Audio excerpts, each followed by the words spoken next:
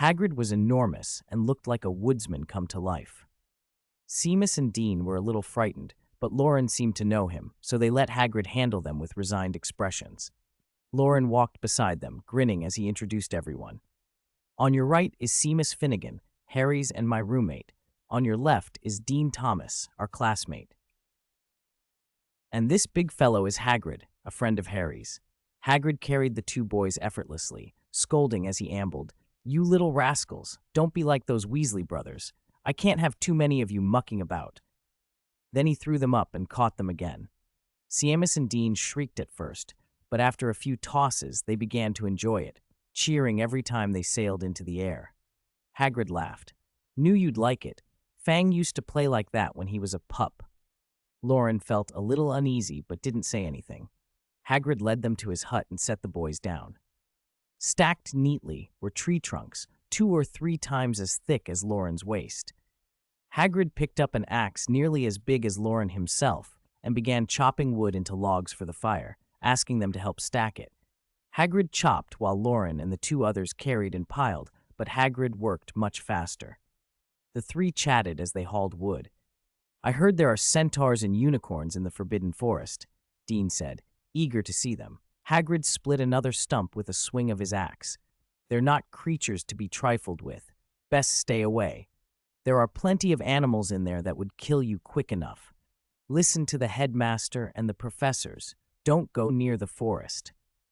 Seamus and Dean peppered him with questions about the forest. Loren lingered for a while, then admitted, I'm knackered, I need to rest, and slipped off to play with Fang. Having been tossed around by Hagrid all afternoon, Seamus and Dean were much more familiar with him now and stopped being afraid. They soon joined Loren. Hagrid watched them, laughing and scolding, but he didn't stop them. As long as they didn't blow up the forest again, he was content. By the time the sun dipped low, turning the clouds over the tree line a dull gold, Hagrid had finished chopping. A pile of wood lay scattered, waiting to be tidied. He straightened and called to the muddy little rascals, Are you having dinner here, or going back to the castle? Thinking of the rock cakes from last time, Loren quickly answered, Back to the castle. The professors will worry if it gets dark. Seamus and Dean agreed. Honestly, they would have loved dinner at the hut, but Loren patted their hands and they took the hint. Hagrid went inside and brought out a few small things, handing one to each of the 3 boys. These are teeth left from Aragog's children when they molted. Consider them payment for today. They were useful things. As potion or alchemy ingredients, they'd fetch a few galleons. The boys didn't know their value. After finding out Aragog was an acromantula, they only thought the teeth were cool. All 3 declined Hagrid's escort and ran back to the castle, thrilled. Loren also forgot to ask why Hagrid was gathering so much firewood in September. At the Gryffindor table that evening, the dean recounted the day with the enthusiasm of someone telling the story for the 3rd time. Loren took us to the edge of the Forbidden Forest to practice a loud charm spell, and we blew up a tree as tall as a 2-story building. It startled a 4-meter-tall giant living in the forest. Hermione leaned forward, fascinated. We made a tree explode? A giant, who turned out to be Harry and Loren's friend, invited us to his home deep in the forest, Dean went on. The others made admiring noises. Before we left, he gave us acromantula teeth as gifts. Seamus held up the tooth on the cord around his neck. Cool. Loren felt odd. He wondered whether the day had really happened exactly like that. It sounded right, but something felt off at every turn. Harry, green with a quiet jealousy, hacked at his lamb chop with his knife and fork as if it were someone else's flesh. I met Hagrid first. I know him better than you do. Ron, thinking of the boring afternoon when he'd gone home while Loren and Seamus played without him, slammed his fork down and cut harder. He'd tried to study in the library, but Hermione had scolded him. Seeing the others having fun made him more irritable. It's Malfoy's fault. I could have kept up if it hadn't been for Malfoy. Neville noticed Harry's stormy mood and slid a little farther away, unsettled. That night in the dormitory, Loren, Harry, Seamus, and Neville lay in their beds. Without Ron, the room felt emptier and quieter. Let's talk. Harry still had questions pouring out. I can see animagi. Scabbers was acting strange. I told Dumbledore. Loren beat him to it with a rapid-fire stream of interruptions. Seamus and Neville sat bewildered as Loren kept answering before Harry could finish. Harry was stunned that Loren seemed to know exactly what he was about to ask. "Why?" he began. "I can read minds," Loren cut in and delivered the final blow. Harry's first reaction was disbelief, then curiosity. He just had a thought, and Loren had answered it. Seamus, who'd just been taught the mysterious explosion spell by Loren, thought mind reading wasn't entirely implausible. Neville, as usual, accepted whatever was said and felt simply astonished. Under his blanket, Loren shook with silent laughter, grinning at their flabbergasted faces. Elementary school kids, he thought. Psychological warfare will fry your heads. Will you even sleep tonight? Moonlight poured through the window. Eventually, Neville and Seamus fell asleep. Harry lay awake, his thoughts churning. Loren had signed off quickly, pulling his blanket up and pretending to sleep. Harry's mind raced. He couldn't quite decide whether to believe Loren, but magic made strange things possible. Loren watched the moonlight and thought of Grandpa Bates. About the wolfsbane potion, with the credit from exposing Pettigrew, he could go to Dumbledore and make a case. Between Dumbledore's influence and the right approach, he might be able to obtain the potion, if not learn to make it. Plans began to form. For charms, he would pick a few highly practical spells and practice until they felt instinctive, like Portaberto, almost conjured by thought alone. For defense, he would focus on the shield charm and stupefy. For offense, he'd choose the spells that best suited his style. Expelliarmus had propelled Harry to the top in certain competitions. He'd take influence where he could. The Weasley women's reductor curse sounded powerful if it could be adapted to him. Transfiguration would be essential. Professor McGonagall and Dumbledore both showed how deep study could unlock unexpected uses. He might learn to become an animagus if it suited him. Expecto Patronum and Apparition would be invaluable later on. He also wanted to study alchemy. Those two books he'd seen were significant. Loren resolved to learn the huge prerequisite body of knowledge and to try, if he had the chance, to speak with Nicholas Flamel about the Philosopher's Stone incident. Plans settled in his head like pieces on a board. Tomorrow would be another day to start moving them into place. 22. Leisurely Sunday time. The next morning, Harry looked a little gloomy. At breakfast, Loren took his time savoring his red tea. The dining conditions at Hogwarts really were excellent. Harry glanced at him several times, mouth going slack. He wanted to say something, but kept hesitating and nearly lost his appetite. Loren felt helpless. He really was an honest kid. When Harry looked at him again, Loren couldn't hold back. He put down his teacup and said, "Stop staring. I was only teasing you last night. I can't read minds, honestly." Harry relaxed a little at that, though Loren couldn't tell how much he believed him. "I'm going to the library. Want to come?" Harry asked. Loren wanted to make a study plan for himself.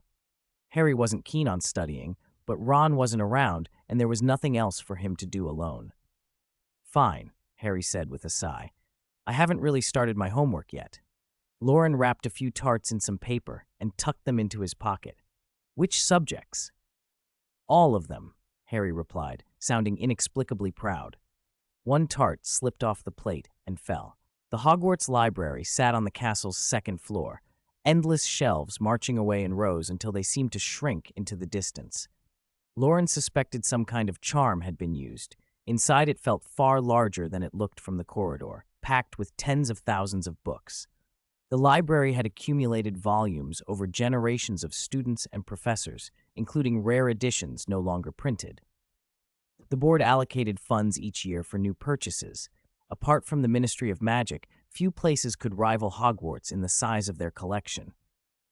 They wandered to a quieter corner. Loren noticed several books bound with thick iron chains bolted into the shelves, as if the books themselves rooted there to keep people from taking them. A few others flashed colored lights when he glanced at them. Definitely the restricted section. Books about fiendfire, legilimency, and other dangerous magic were kept there, but they required a professor's authorization to borrow. No matter how gifted a first year was, there was no reason to get anything from the restricted section unless you wanted to be on Dumbledore's special list. Harry pulled out the homework he'd let pile up and began to work. Loren suspected Ron's influence had let Harry slide a bit. The first week's load wasn't heavy, and Loren had finished his work during breaks. Still, it was good that Harry hadn't learned to copy homework yet. If Loren hadn't dragged him to the library, Harry would have started everything the night before each deadline, convinced it was more efficient. Loren chose a few essential books from the shelves: Gamp's Law of Elemental Transfiguration, Properties of Basic Potions Ingredients, and Underlying Principles of Simple Charms. They were the fundamentals you covered before tackling more advanced topics, building the knowledge system from the ground up. That was the trick of top students. Once the basics were in place, learning became easier and less frantic. Hermione arrived shortly after, which surprised neither of them. But she wasn't reading a textbook. She had a novel in her hands, buried in it with a faint, pleased smile. Loren peered at her, half asleep from the thick tomes.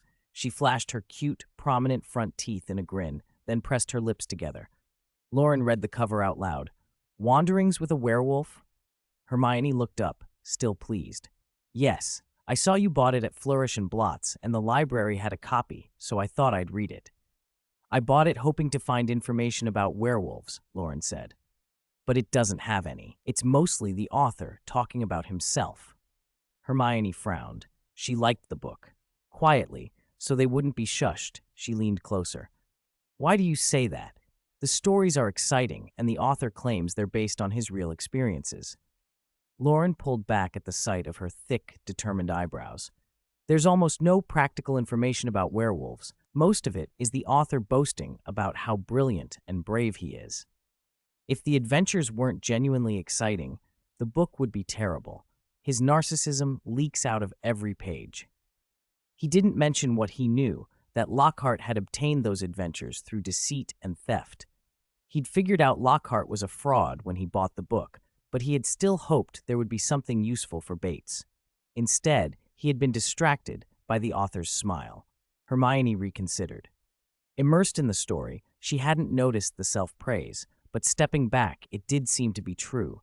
The author praised himself endlessly, and even the smiling illustrations had started to grate. She couldn't really argue. She'd been memorizing books day and night and had hoped to relax with a decent read. Now she couldn't get into it and felt a little annoyed at Loren. Then what are you reading? She asked sharply. Loren spread his hands. When Hermione saw the heavy higher-year texts he had laid out, she immediately scolded them both. Those books are for later. We should focus on what's in our textbooks. Rote learning isn't enough, Loren argued. If you understand the principles and organize the material into a system, learning gets faster and easier. That touched a nerve in Hermione. So you think you understand magic better than a professor? Her voice snapped. Then, why don't the professors teach that first? Madame Pince appeared as if she had been standing beside them the whole time. With a swift movement, she tapped them both on the back of the head. Out! This is not a place for arguing, she hissed, and hustled them out of the library. Harry was relieved. He was glad it wasn't a subject he had to join. Why think so much? Just learn what the teachers told you. He didn't understand why people made such a fuss. He yawned. He hadn't slept well the night before and decided it might be better to go back and catch up on sleep. The homework could wait. Once he made up his mind, he couldn't concentrate on his work. The mood between Loren and Hermione remained awkward as they left. Loren thought it odd that a disagreement should have escalated. If someone disagreed with him, why get so angry? Hermione felt equally puzzled. She knew she shouldn't have been so worked up, but she couldn't help it. They parted on the stairs. Hermione couldn't get back into her book either. She wandered the castle, thoughts heavy, until she found herself on the third floor in a room full of trophies, medals, and display cases. She walked slowly past the Quidditch cups and house cups, all polished and neatly arranged, and paused at the rows of group photos showing the house's Quidditch teams through the years. Among many unfamiliar faces, a young woman in one photo caught her eye. In the picture, the girl sensed Hermione's gaze and happily leapt up, waving, animated by a developing potion. Hermione realized, with some surprise, that the girl was Professor McGonagall. The woman in the photo was younger and far more exuberant than the stern professor she knew, full of energy and abandon. Hermione hadn't pictured McGonagall as a student Quidditch player. She lingered, then noticed a small gilded shield inset into a larger one. On the little shield was engraved, Seeker James Potter, 1971. 23. Treasure Hunt in the Room of Requirement. Loren, heavy-eyed from poring over thick books, had had enough reading for the moment. He decided to go up to the 8th floor to try the Room of Requirement. As he walked down the corridor, he glanced at the paintings until one stopped him. A wizard attempting to teach 6 trolls to dance. At first, the trolls tried to follow along, each clutching a great club, but impatience soon won out, and they began to beat the wizard with merciless enthusiasm. Loren almost laughed out loud at the absurd sight. He paced back and forth in front of the blank stretch of wall opposite the painting and concentrated. I need a clean, cozy internet cafe booth with a sofa and an RTX 4090 graphics card, he thought. A white door slid open on the wall. Perfect, Loren murmured, surprised at his own good luck. Inside was exactly what he'd imagined. A plush sofa, bright strip lights, and a sleek computer. He pressed the power button. Nothing. He tried again, harder, but the machine remained dark. Of course, Room of Requirement manifestations were fashioned from the seeker's imagination, not actual functioning contraptions. The room could show the idea of a thing, but it could not summon working technology. Loren found the magic behind it fascinating and bewildering at once. The way the room seemed to read a mind and manifest objects down to details the seeker might not even have fully conceived. He wondered which of the founders could have planted such a subtle enchantment. Certainly not Slytherin. His Chamber of Secrets had a very different vibe. Gryffindor didn't strike him as secretive. That left Ravenclaw or Hufflepuff, most likely. He made a mental note to investigate another time and stepped back into the corridor. This time he focused on something else. I need a place to hide things, he thought.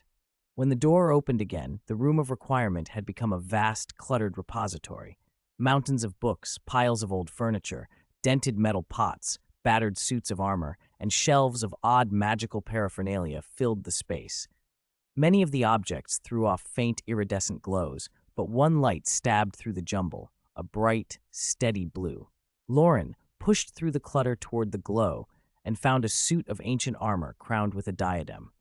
The circlet was fashioned to resemble a soaring eagle, its feathers studded with blue gems. An inscription ran along its edge.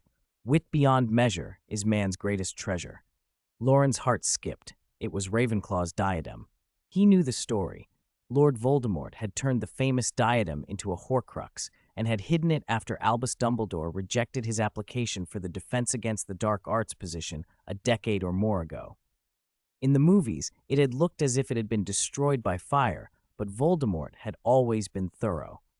Compared to the manipulative diary, the venomous gaunt ring, and the locket guarded by inferi and poison, this diadem seemed unlikely to be harmless. Loren was only a first-year wizard. His life mattered to him, and he had no desire to touch anything that might reach inside his head or twist his thoughts. He memorized the location and resolved to tell Dumbledore as soon as he could. There was no need to be a hero by himself. Loren turned to the rest of the trove. Here were items hidden by students and teachers over 1,000 years, half-broken broomsticks, a scattering of sneakoscopes, warped love letters, scraps of potion bottles, and battered spellbooks. He kept well away from anything that might be cursed, enchanted, or simply unstable. Under a wobbly stool, he found a tattered book. When he tugged it free, the cover fell off. The pages were printed, not handwritten, and the type had faded with age. Some of the charms inside matched the spells Loren was learning. Others were plainly outdated or simply wrong, errors that had been proven false and removed from curricula long ago. Someone had circled those mistakes in ink and added their own notes and conjectures in the margins. It looked like an old-school textbook being revised by an industrious student. On the last page, a tucked passage caught his eye. Family is like a mire. Hogwarts is my dawn. I don't hate my numb mother and ignorant sister. I just hope The ink beneath trailed off into a blur, but the signature was clear. Miranda Goshawk. Loren stared. Miranda Goshawk, the author of the Standard Book of Spells, who had spent a lifetime disproving bad theories and compiling the spells almost every witch and wizard learned. Here, in faded handwriting, were the notes of a brilliant mind from decades past. He rifled through more stacks. Some volumes were published works he vaguely recognized. Many were handwritten manuscripts, half-formed researches and experiments left behind by ambitious students and masters. The names on some of them matched the ones in Loren's other textbooks. There were spell derivations and theoretical musings buried here, waiting for someone with the knowledge to understand them. Loren felt like a child standing at the entrance to a mountain of treasure, and he could barely read the labels on the first chest. Discouraging and exciting at the same time. I need to build a foundation first, he told himself. No point trying to eat the whole mountain at once. That afternoon, he went down to the lake to practice transfiguration. He kept attempting to change a fist-sized stone into a wooden reclining chair. Over and over, with grunts of concentration, he could only manage a flattened stone slab. Still, it supported him well enough. He lay down on it and let the sun warm his face until sunset, luxuriating in the lazy contentment of someone who had just the right amount of achievement to be pleased, but still plenty of room to improve. The common room was lively by dinner. Ron had returned to school early. His mother had pampered him over the weekend, and even when he'd argued with Ginny, she'd scolded the girl instead of him. The easy weekend had healed his morale after his troubles with Scabbers. Harry, on the other hand, had slept most of the day. He swore he'd only meant to take a short nap, but time had slipped by. Even so, given the choice again, he said he would pick sleep over finishing his transfiguration homework. The three of them were in high spirits, moving from the dining table to the common room to play several bruising games of wizard's chess. Ron always massacred Harry, but the defeats were taken in good humor. Even as they trudged off to bed later, Harry lingered with regrets about the last game. Should I have moved the night before he checkmated me? He fretted. Loren tossed the question off casually. Harry, have you finished your transfiguration homework? Harry and Ron's faces went white with sudden theatrical horror. Help! They cried in unison. 24. He doesn't seem to be very good at flying, morning at the Gryffindor table in the Great Hall. Loren sipped his orange juice, swallowed a piece of bread, rose, and stretched luxuriously. Ah, a new week and a wonderful transfiguration lesson ahead, he said, brimming with energy. Harry and Ron sat beside him. Both had stayed up late the night before, using Loren's transfiguration homework as a reference. Harry looked all right. He'd caught some daytime sleep, while Ron had dark circles under his eyes and looked worn out. They made their way to Transfiguration in various states of readiness. Professor McGonagall collected the homework for grading and began checking everyone's progress on turning matchsticks into needles. Several students, Loren included, could already make matches resemble needles. Hermione, in particular, had made one very thin and sharp. She wanted to be an excellent witch like Professor McGonagall and had worked hard for it. At the end of class, McGonagall assigned 3 matchsticks for homework to be perfected by that evening. At noon in the dining hall, Loren sliced a lemon, squeezed the juice over his lamb chop, bit off a piece, and closed his eyes in pleasure. His expression was so contagious, Harry and Ron copied him, swallowing their own bites with longing. Hermione leaned toward Loren. You're clearly more proficient at transfiguration than I am. Why don't you tell Professor McGonagall? Owls flew in through the skylights with parcels. Loren looked up, took another bite, and replied cheerfully, because cute little kitties never ask why. Hermione tightened her grip on the table knife. Loren's eye twitched, and he hurried to clarify. No reason. Just don't want to attract attention. It's a personality thing. Hermione didn't press it. Look, Neville's got a remember-all, Dean called. Hermione leaned over to watch. I heard it turns red if you've forgotten something. As she spoke, a red mist swirled inside Neville's remember-all. Neville himself looked bewildered. I know I forgot something, but I can't remember what it was. Can anyone else use it? Loren asked. Neville handed him the reddened remember-all, and it turned even redder in Loren's hand. Loren frowned. Is it broken? Hermione took it, and the color returned to normal. It seems some people, like Neville, have forgotten something, she said brightly. Loren kept thinking about what he might have forgotten all the way back to the common room before shrugging it off with a private conclusion. Remembrals are a scam. On a high mountain pasture, a white-bearded old man watched the woodline, waiting for an owl that hadn't arrived. He'd been expecting a reply for days. He muttered to himself that when that brat came home, he'd give him a good scolding. A notice in the common room brought both good and bad news. The good, flying lessons would begin on Thursday. The bad, Gryffindor would be paired with Slytherin for the lessons. The first years buzzed. Seamus claimed he'd spent most of his childhood flying across the moors on a broom. For days, Ron lectured anyone who would listen on Quidditch trivia, boasting he'd once ridden Charlie's broom and nearly collided with a hang glider. Malfoy one-upped everyone by claiming he had dodged a helicopter while on a broom. Harry and Hermione grew anxious. Harry was terrified of making a fool of himself in front of Malfoy and being ridiculed. He kept harping on the worry, a phrase he'd learned from Loren and found oddly appropriate. Hermione read every introductory book on flying in the library, but no amount of reading could teach her to fly. Loren listened to the tall tales and tried not to laugh. None of the boasting compared to the attention Harry attracted. Loren himself wasn't overly concerned about broom work. He wasn't interested in Quidditch, and if he needed to travel, there were faster, more convenient ways than broomsticks. He devoted his spare time to experimenting with transfiguration, clinging to the more skilled students in herbology, trying new charms, being tested in potions, and sleeping through history of magic. He also devoured heavy books in the library and basked by the lake. He had no grand ambitions, he studied when necessary, and his days were ordinary and satisfying. Thursday afternoon brought the long-awaited flying lesson. Madame Hooch, with her short gray hair and sharp yellow eyes, blew her whistle with the no-nonsense air of a PE instructor. On the practice pitch, Gryffindor and Slytherin formed two lines, each student standing beside a broom. "Stick out your right hand and place it over the handle," Madame Hooch shouted. "Then say up." Harry took to it quickly. Ron yelled too hard, and the broom handle whacked him on the nose. "Ow!" he cried, and several nearby students laughed. "Hey, are we still friends?" Ron complained to his table mates. Most students took a while to summon their brooms. Loren was among them. He didn't seem to have much natural talent for flying. Hermione and Neville were last, which left Hermione a little discouraged. She'd hoped to emulate Professor McGonagall, who was an excellent flyer, but Hermione's own aptitude was lacking. Madame Hooch demonstrated how to mount a broom and avoid sliding off the end. Malfoy made a show of it and was sharply reprimanded, which secretly pleased Harry and only made Malfoy angrier. After adjusting everyone's posture, Madame Hooch instructed, "When I blow my whistle, push off with both feet and leave the ground.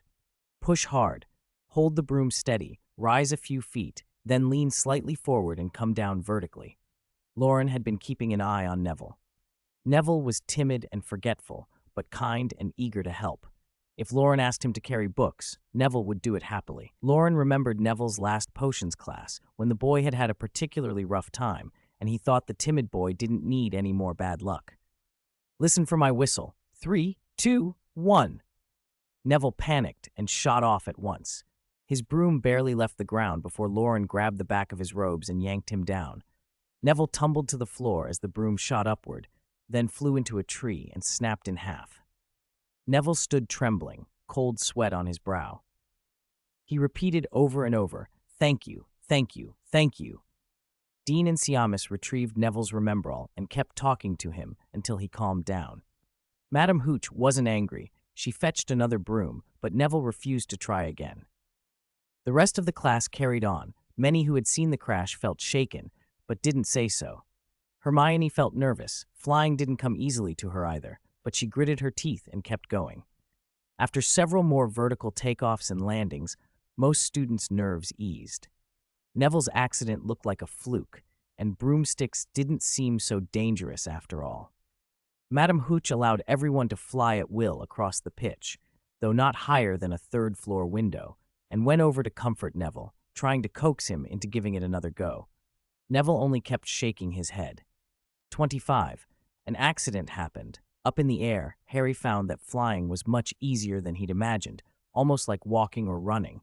After a few simple back and forths, he was circling the Gryffindors, doing lots of short, sharp changes of direction, just as Madame Hooch had instructed. He wasn't going fast, but he kept close to his dorm-mates, teasing as he went. "Ron, you're not even as nimble as I am," Harry called, delighted. Loren, Neville, and the others hadn't really mastered flying yet. Ron was only a little better. Hermione watched him with a look of longing. She had always thought he had talent. The broom didn't chafe him anywhere. Sitting on it felt like an invisible force holding him up from all sides. Loren hovered with Hermione in the last group, thinking that if Neville had been saved from the Remembrall incident, there might not even have been a Quidditch tryout. Harry might not join the team this year after all. It wasn't the worst thing. Malfoy, though, had ridden a broom before. He launched off smoothly, having been looking forward to flying class for ages, eager to show off. First, Madam Hooch had scolded him. Now Harry was stealing the attention. He was in a foul mood. Malfoy looked at Harry, annoyance spreading across his face, and shoved the broom forward in a charge. Harry was changing direction when the broom's tail whisked through his hair. A shadow flashed across his vision, and his heart jumped. The meaningless provocation made him angry. He prepared to snap back. Vincent Crabbe, the bigger of Malfoy's two cronies, saw Malfoy rush and, with a sneer, dove at Harry too. The surrounding Gryffindors screamed. Harry dodged in time, fury spiking. He gripped the handle, shot upward, gained speed, turned, and gave Crabbe a shove toward Malfoy. Ah! Crabbe and his broom were sent hurtling toward Malfoy. Their speed wasn't great, so they only staggered a few times before regaining control. The Gryffindors burst into laughter. "How embarrassing, Malfoy," Harry said with a casual smile. Humiliated and angrier than before, Malfoy came at Harry again at full speed. Harry had already been watching him. He kicked upward to avoid the charge and called over his shoulder, "I think Hedwig flies better than you." Malfoy said nothing. He turned and charged again. The two of them traded bursts of speed and sudden turns. Their distance kept shifting. Malfoy's experience let him close in when he wanted, but Harry, growing steadier, matched him and refused to be tricked twice. Before long, they were outside the flying area Madam Hooch had set. They were higher than the third floor by now. Madam Hooch noticed them, raised her wand, and amplified her voice with a charm. "Stop! Get down immediately!" Malfoy ignored her. His father was a governor of the school. He felt untouchable. He wanted to teach Harry a lesson. Harry hesitated, but Malfoy's malevolent look at his back was all the bait he needed. Professor McGonagall watched from her office window. Her eyes lit up like someone who'd spotted a prize. Harry felt the wind tangle his hair, but his thoughts were clear. If he slowed, he'd be easy to knock off. His broom could shatter like Neville's had. But he couldn't keep this up forever. He had to find a way out. He pushed his broom toward the clock tower, gaining speed until it felt like they were about to collide. Malfoy followed, convinced he'd outguessed Harry. He assumed Harry wouldn't dare to crash into the tower. When Harry slowed to turn, Malfoy thought he'd be ready to cut in and take the lead. Then he could accelerate again and lay into Harry. He grinned to himself. If Harry didn't turn, Malfoy wouldn't either. If they smashed together, at least Harry would be in the front to take it. They hurtled toward the tower. Gasps rose from both houses. Some girls clapped hands over their eyes. At the last moment, Harry made an almost impossible move. A 90-degree turn close to the wall, then a sharp climb, and he hauled himself up to the eaves to stop and look back, panting and exhilarated. He loved the speed, the sharp turns, the feel of flying. Malfoy couldn't react in time. He crashed into the wall, spun downwards. Trees broke his fall, but the broom snapped into pieces. Malfoy groaned a few times, and then went still. Harry landed, shaken and flustered. He'd only meant to get away from Malfoy. He hadn't intended this. Madam Hooch was immediately by Malfoy's side. Instead of scolding Harry, she examined Malfoy quickly and grimly. Harry heard her whisper, "Broken arm, broken leg, a few cracked ribs. Still, it's better than it could have been." She told everyone to put their brooms away and dismissed the class. Using a levitation charm, she lifted Malfoy's robes and sent him toward Madame Pomfrey. Madam Hooch didn't blame Harry aloud, but he didn't feel good. Malfoy had gotten what he deserved, yet a sick little voice inside Harry wondered if there might have been a less violent way out. Ron came up, saw Harry's expression, and without thinking assumed he'd been terrified. He patted Harry's shoulder. "Are you okay, Harry?" Harry forced a smile. "I'm fine." Malfoy got hurt. Hermione's voice cut in sharply. You might be in real trouble. Professor McGonagall could have you expelled. That possibility drained the color from Harry's face. Before he could reply, Professor McGonagall was racing toward them. Harry felt his knees go weak. In all my years at Hogwarts, she began, stunned. She couldn't quite finish, then her glasses flashed with anger. How dare you? You might have broken your neck. She seized Harry's arm and led him away. Ron, Neville, and Seamus looked devastated, convinced Harry would be expelled. Loren, however, stood watching in awe, untroubled. Good heavens, he thought, is this some kind of plot correction force? For a wizard, a few broken bones weren't the end of the world. During potions the next day, Harry noticed Malfoy in good spirits, which, oddly, made him feel a little better. The relief didn't last long. After class, Malfoy taunted Harry for failing to answer Professor Snape's question, sneering that his brain was like a troll's. Harry ground his teeth, wondering why he'd left his neck intact. Loren was doing his best to curry favor with Snape, laying groundwork for future potions matters. Professor, he asked, pointing at a page titled Common Potion Ingredient Processing Methods, when extracting juice from beans here, is pressing with a knife more effective than slicing? Snape paused while he reorganized his equipment and met Loren's eyes. I admit, you have a bit of talent, he said, but your ambition does not escape me. Do not try to use me to get ahead, Loren Morgan. Still, Snape took his duty seriously. He handed Loren a long reading list and told him to find the answers in the books and to rely on the book's information until then. Loren stared back into those eyes, calm and bottomless as an abyss, and heard the cold refusal in them. He almost wondered whether Snape had used legilimency. He didn't know how he made it out of the classroom. He admitted afterward he felt a little frightened. In the corridor, Harry was telling Ron about being chosen as Seeker. Ron beamed and launched into Quidditch talk, rattling off training ideas and plans, so enthusiastic his grin threatened to split his face. The Weasley twins soon burst his bubble. Ron's expert knowledge and training schedule were mostly hearsay, and he didn't even know how many legal direct attack moves beaters had. Some of the things he'd suggested were completely wrong. Ron stubbornly defended himself as they walked into the courtyard, and Harry worried Ron might make a fool of himself. A Seeker wasn't just a good flyer. They could decide the outcome of a match. Hermione cut in, decisive as ever. Harry will be an excellent Quidditch player. It's in his blood. Bloodline?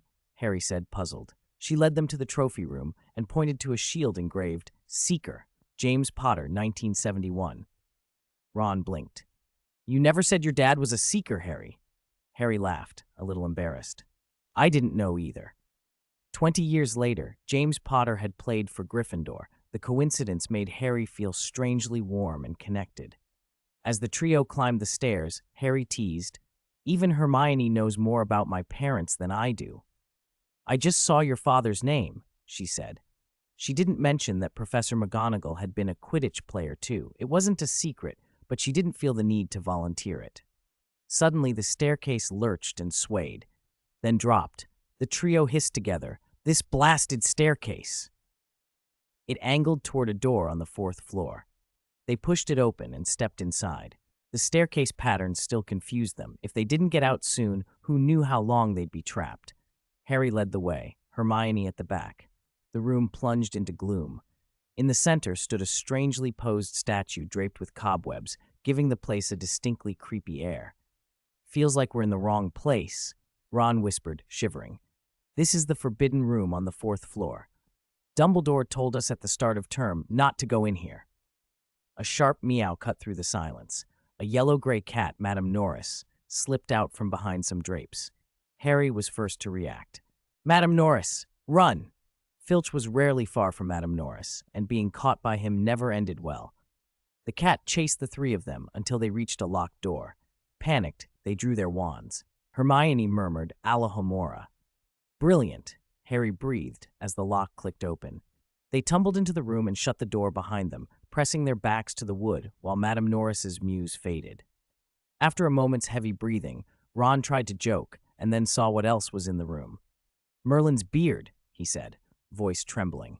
Harry and Hermione turned. In the middle of the room, a monstrous dog sat, its bulk filling the space from floor to ceiling. It had 3 black heads, rows of cruel teeth, and 1 fang nearly the size of their heads. The beast, Fluffy, dripped foul-smelling saliva and fixed them with a furious stare. "Ah!" Hermione squealed. They shoved the door open and ran, leaving the bewildered 3-headed dog behind. Once outside, Ron swallowed hard. "No wonder Dumbledore said never to come up here," he said. "But why would they keep something like that at school?"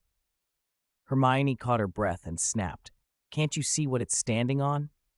"What do you mean?" "That's a trapdoor. It's clearly guarding something." Harry's heart skipped.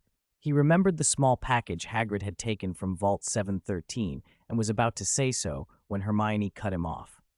"I'm going back down, and whatever you do, don't meddle with that dog unless you want to be bitten to death or expelled." She flicked her hair and marched off. Ron muttered that she couldn't say which was worse. Back in the common room, Harry couldn't stop thinking about Hagrid's package. He was barely paying attention during a chess game before Ron told him to move and give up his spot so Ron could play Seamus and Dean 2-on-1. Harry wandered over to where Loren was sitting and tried to talk through his puzzlement. What is Hagrid hiding? Is that Cerberus guarding the package he brought? What was inside it? Loren looked up from a pile of potions books taller than he was. He'd borrowed 5 volumes from Snape's list. Those alone made a stack higher than him when he was seated. The whole list had 25 books. He probably wouldn't get through them before Christmas. Harry went on, convinced there was something very important in the package. "If I were you," Loren said, "I'd go straight to Hagrid and ask." "Hagrid won't tell us," Harry replied. "He changed the subject last time." He shrugged helplessly. "It has to be either extremely precious or extremely dangerous." "Or both," Loren said. "Why don't we just go see for ourselves?" Loren's voice turned sly, as if tempting a lost fawn. He pushed forward eagerly. "I have a way to deal with the Cerberus." "But there's a Cerberus," Harry protested. "We're not going to steal it," Loren said quickly. Harry could hear his heart thudding. He was a good student. Adventure sounded thrilling, but expulsion did not. He chewed on the choice for a long beat. "Heh, looks like I've been volunteered." 27. Midnight Duel. Harry's thoughts were a tangle as he sat in the Great Hall. All morning he'd been turning over one question. How did Loren know about Cerberus, and how to deal with it? He remembered Loren at breakfast, tearing up some bread, stirring it into pumpkin porridge with a spoonful of honey, and saying in that offhand way, "I read it in a book, I forget which one." The tone had been so matter-of-fact, Harry had wanted to throw the porridge over his head. "Harry Potter, enjoy your last weekend at Hogwarts," Malfoy called from across the table, his voice dripping. "I've already written to my father, he's a Hogwarts governor, and you're about to be expelled." Harry felt his temper flare, especially after Professor McGonagall had cleared him of blame. He trusted McGonagall a great deal more than Malfoy's suddenly famous governor father. A round of Gryffindor laughter swelled at the table, and Malfoy, cowed only by the teachers at the high table, smirked and cracked his knuckles. "I'm willing to duel you any time," Malfoy announced, loud enough for Harry to hear. "If you don't mind, tonight, wizard's duel, wands only. What do you say?" "I suppose you don't know what a wizard's duel is, do you?" Ron stepped forward. "We do. I'll be his second. Who's yours?" Malfoy picked Crabbe, the taller, meaner-looking boy, and told them, "Midnight, the trophy room." After they'd arranged it, Malfoy swaggered off with Crabbe and Goyle. Ron explained in low, excited bursts what a duel would be like. 2 opponents, each with a second who would take over if the first were incapacitated. They were only first years. They'd had 2 weeks of lessons, and not one of them could cast anything remotely powerful. "Best plan," Ron concluded, "is chuck your wand, punch him in the nose, and then go for the knuckles." "Excuse me," Hermione interrupted, coming up beside them. "I couldn't help overhearing.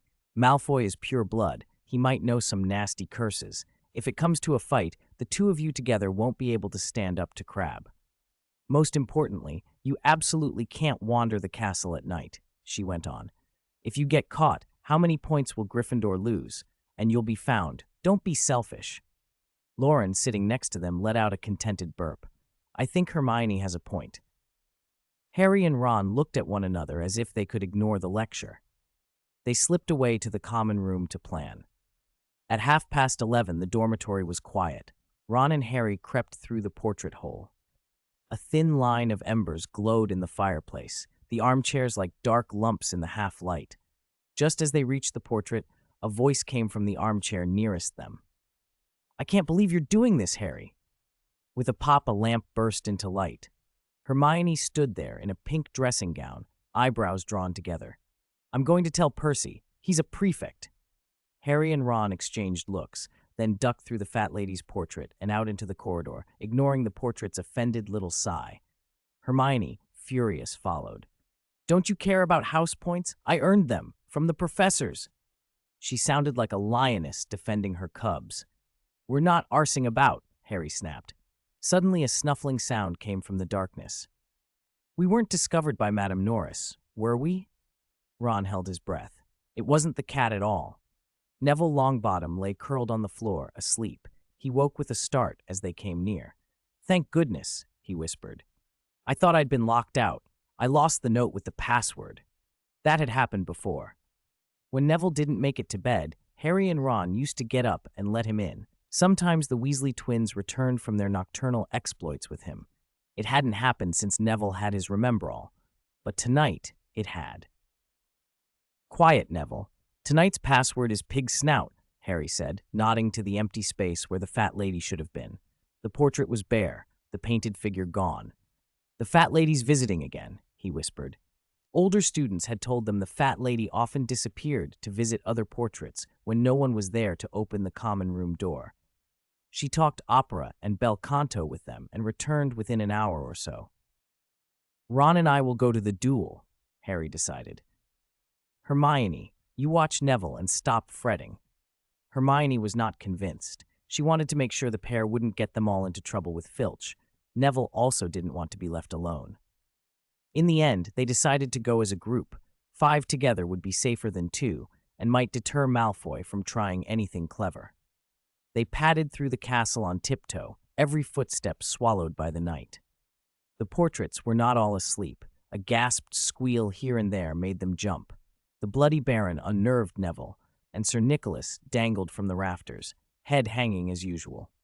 At last, they reached the trophy room without incident. The trophy room at night was almost black. The trophies and medals sent back only faint slivers of reflected light. Loren had been waiting behind a display case for some time and emerged without making a sound. The 5 pressed themselves against the wall and stared at the doors at either end of the room. Harry kept his wand ready, half expecting Malfoy to burst through the doors. A long time passed, with no sign of anyone. Loren, chin on his hand, wandered over in a bored way and then said, "Do you think Malfoy's trying to trick you?" A sudden voice from what they'd thought was empty startled them all into looking at Loren. "How are you here?" Loren put on a wounded expression. "You all went out on a night stroll without me, so I came by myself." Hermione looked as if she might explode. 5 Gryffindors on a night stroll could mean a lot of lost points. Harry, though, wanted to know what had really happened. Loren began to explain, a little too casually to be entirely truthful. "I overheard Malfoy's plan in the bathroom," he said. "They meant to lure you here, then report you to Filch for being out at night, teach you a lesson. So at dinner I told Malfoy you'd moved the duel to the first floor." "Despicable Malfoy," Ron shouted. "That's rotten. He doesn't follow the rules of a duel at all." "Why didn't you tell us?" Harry demanded. He felt close to being made a fool of and was annoyed at the idea. Hermione scolded both of them. "I knew it. I knew it. If it weren't for Loren, you 2 thickheads would have gotten us points docked." Loren ignored the lecture and reached into his robe. "I think night strolls are very interesting," he said, pulling out a handful of nuts and offering them round. "We haven't done a proper night stroll yet, so we might as well enjoy it." They stared at him. He'd managed to say he wanted to go and somehow been prepared for it, with snacks. Harry felt half amused and half exasperated. Why was Loren so smugly eager to drag them along? And why was he always so well prepared? The duel couldn't go on. Hermione tried to make them wait by the common room door for the fat lady to return. Everyone should go back to their dorms and get some sleep. Harry and Ron exchanged a look that was all mischief. The Weasley twins had boasted about night walking so often, Both boys were sorely tempted. Since they couldn't go back to their dorms anyway, why not have an adventure? Neville didn't care much. He simply didn't want to be alone and would go wherever there were more people. "Let's go. Let's check out the restricted section of the library first," Loren said. Hermione's heart leapt. She wasn't interested in reading in the restricted section. She only wanted to stop Loren from doing something worse. The other three followed quickly. Loren led them up to the second floor, carefully avoiding two suits of armor that stood ready to fight, and they arrived at the library. It officially closed at 8, but the main door wasn't locked. With a gentle push, it creaked open. Loren peered inside. The library was pitch black. He ushered them in, shut the door softly, then stepped forward and lit a lamp from a shelf. Holding it as they moved between the stacks, the five of them huddled close. The restricted section was at the very back. They tiptoed over the rope and started scanning titles by the lamplight. The Birth of Curses, Driving Souls, The Most Agonizing Torment. None of them wanted to touch those volumes. The titles felt like curses themselves. Advanced Dark Arts, Harry read aloud. A sudden, needle-like twinge stabbed his head at the sight, then vanished as quickly as it had come. Finally, they pulled a copy of Powerful Potions from a shelf and crowded around it. The table of contents dazzled them. Calming Draught, Veritaserum, Love Potion. Harry wondered absurdly if he could give Hagrid some Veritaserum to get answers out of him, then felt ashamed of the thought. Hagrid was his friend. Hermione looked up at the page for a beautifying potion and wondered, very practically, whether it could fix her teeth. At the back of the book, they found Felix Felicis. The text promised a stretch of extraordinary luck, where everything you tried succeeded. They all sighed with wonder, but none of them considered actually making such things. Many of the ingredients were completely unfamiliar, and the brewing instructions seemed impossible. Felix Felicis, it said, required 6 months to brew. They could only daydream about what it might do. "Will we learn any of these potions later?" Neville sighed. "Don't be ridiculous," Hermione snapped. "These are restricted section books. Can you imagine Professor Snape teaching us how to brew a love potion?" They laughed, and their thoughts of love potion turned to Snape's sullen face. "No chance," they agreed. Loren, however, wasn't interested in spending their first night wandering just reading. "Should we look at something else?" Harry suggested, thinking about that advanced dark arts book again, but Loren shook his head. Tonight wasn't going to be a library immersion. He wanted something more exciting. Then Peeves' high shriek rang through the corridors.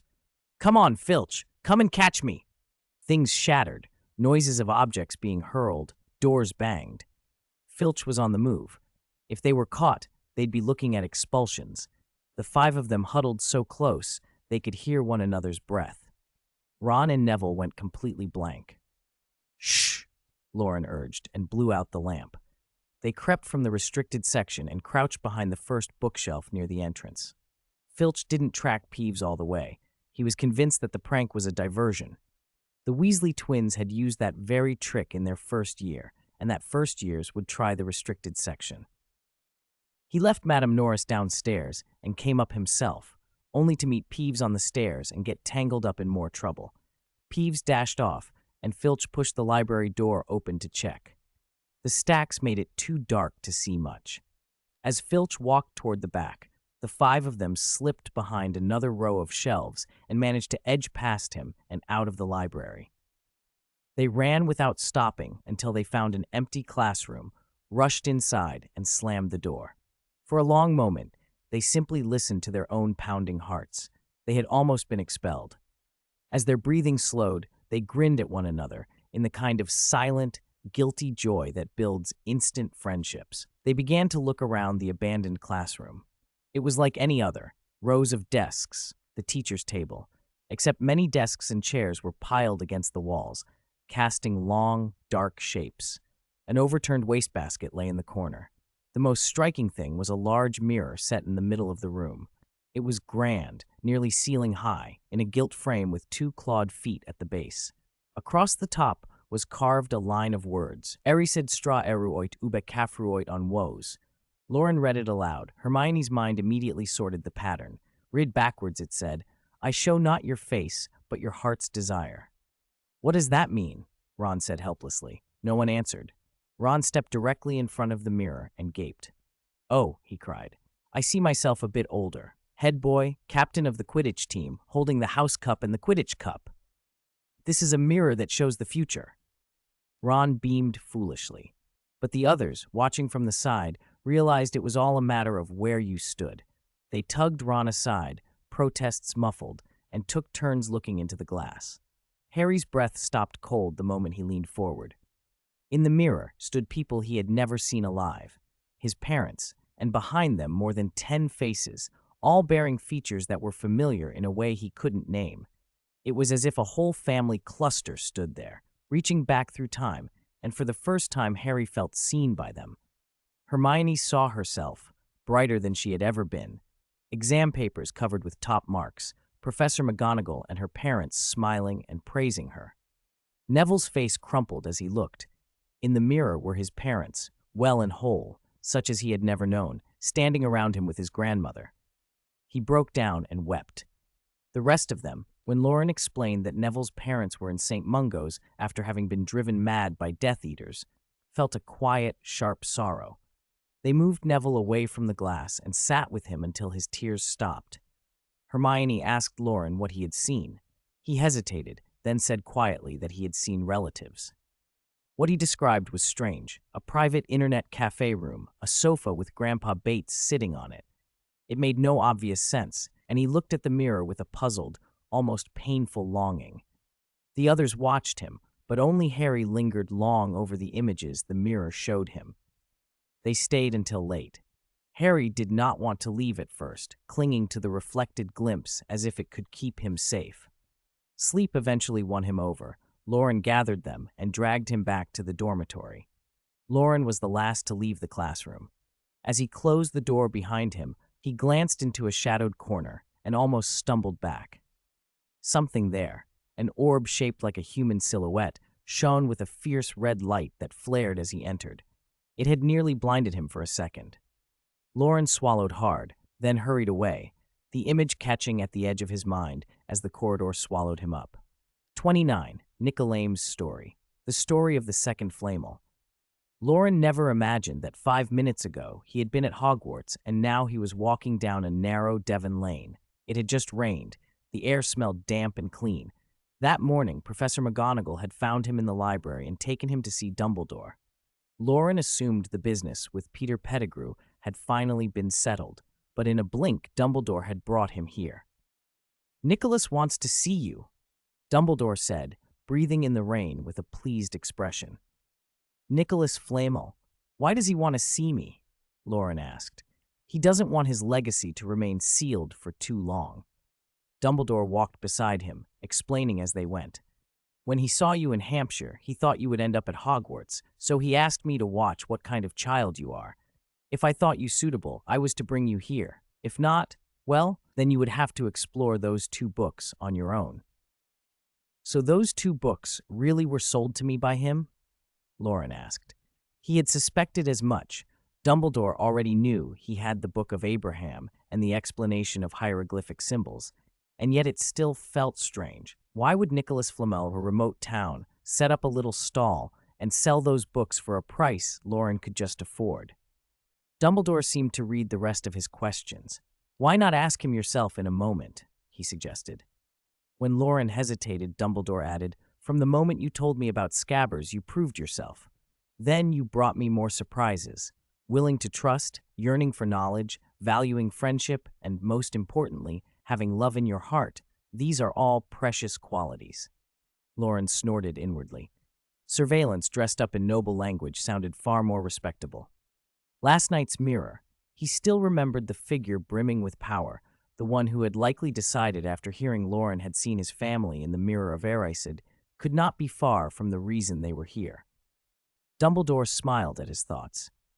"Although sometimes," he added, "I can be a little mischievous." They stopped before a small, neat house. No magic announced it, just like an ordinary Muggle home. A green lawn lay beyond a low hedge. The windows were spotless. Dumbledore pressed the bell. An old woman opened the door. He stepped forward and kissed her cheek. "Long time no see, Perenelle," he said. She nodded and smiled gently at Loren. "Come in quickly," she invited, stepping aside. Inside the front room was an ordinary sofa, a color television, a refrigerator, mundane enough. The white-haired bookseller Loren had met in Hampshire sat on the sofa watching an opera on the screen. He looked up, a soft smile breaking across his face. "I knew we would meet again," he said. Perenelle motioned for them to sit, brewed black tea, then disappeared into the inner rooms. Dumbledore settled quietly, watching the opera as if nothing unusual were happening. Loren felt a dozen questions crowding his throat, but didn't know where to begin. Nicholas, older now, though recognizably the same man, seemed to read him and began to speak before Loren could. "I'm going to tell a long story," he warned. "Some of it you may already have heard. He began in the 14th century, when the Black Death ravaged Europe. He had graduated from Beauxbatons and, guided by a mysterious figure in a dream, had obtained the Book of Abraham. For decades he worked on it with little result. Only when a Hebrew scholar aided him did its meaning begin to unfold. The Book of Abraham is accompanied by a severe curse," Nicholas said quietly. "Except for the high priest and the scribe, anyone who merely peeks at it invites death. I thought that if I relayed its contents, the curse might pass me by. Such a thought was arrogant." He looked at Loren with an intensity that brooked no argument. "Remember that lesson. Do not reveal the book's contents, lest you bring disaster to others." After the Hebrew scholar died, Nicholas by chance managed to refine a philosopher's stone. It was incomplete, but it could transmute base metals into gold and prepare the elixir of life. "Only the longevity it grants is imperfect," he laughed. "My body still ages. My bones will break if I'm not careful." His laugh carried a lifetime's wariness. 700 years, he said. Long enough. He had lived enough. Nicholas had planned to return to France with Perenelle and rest once his affairs were arranged.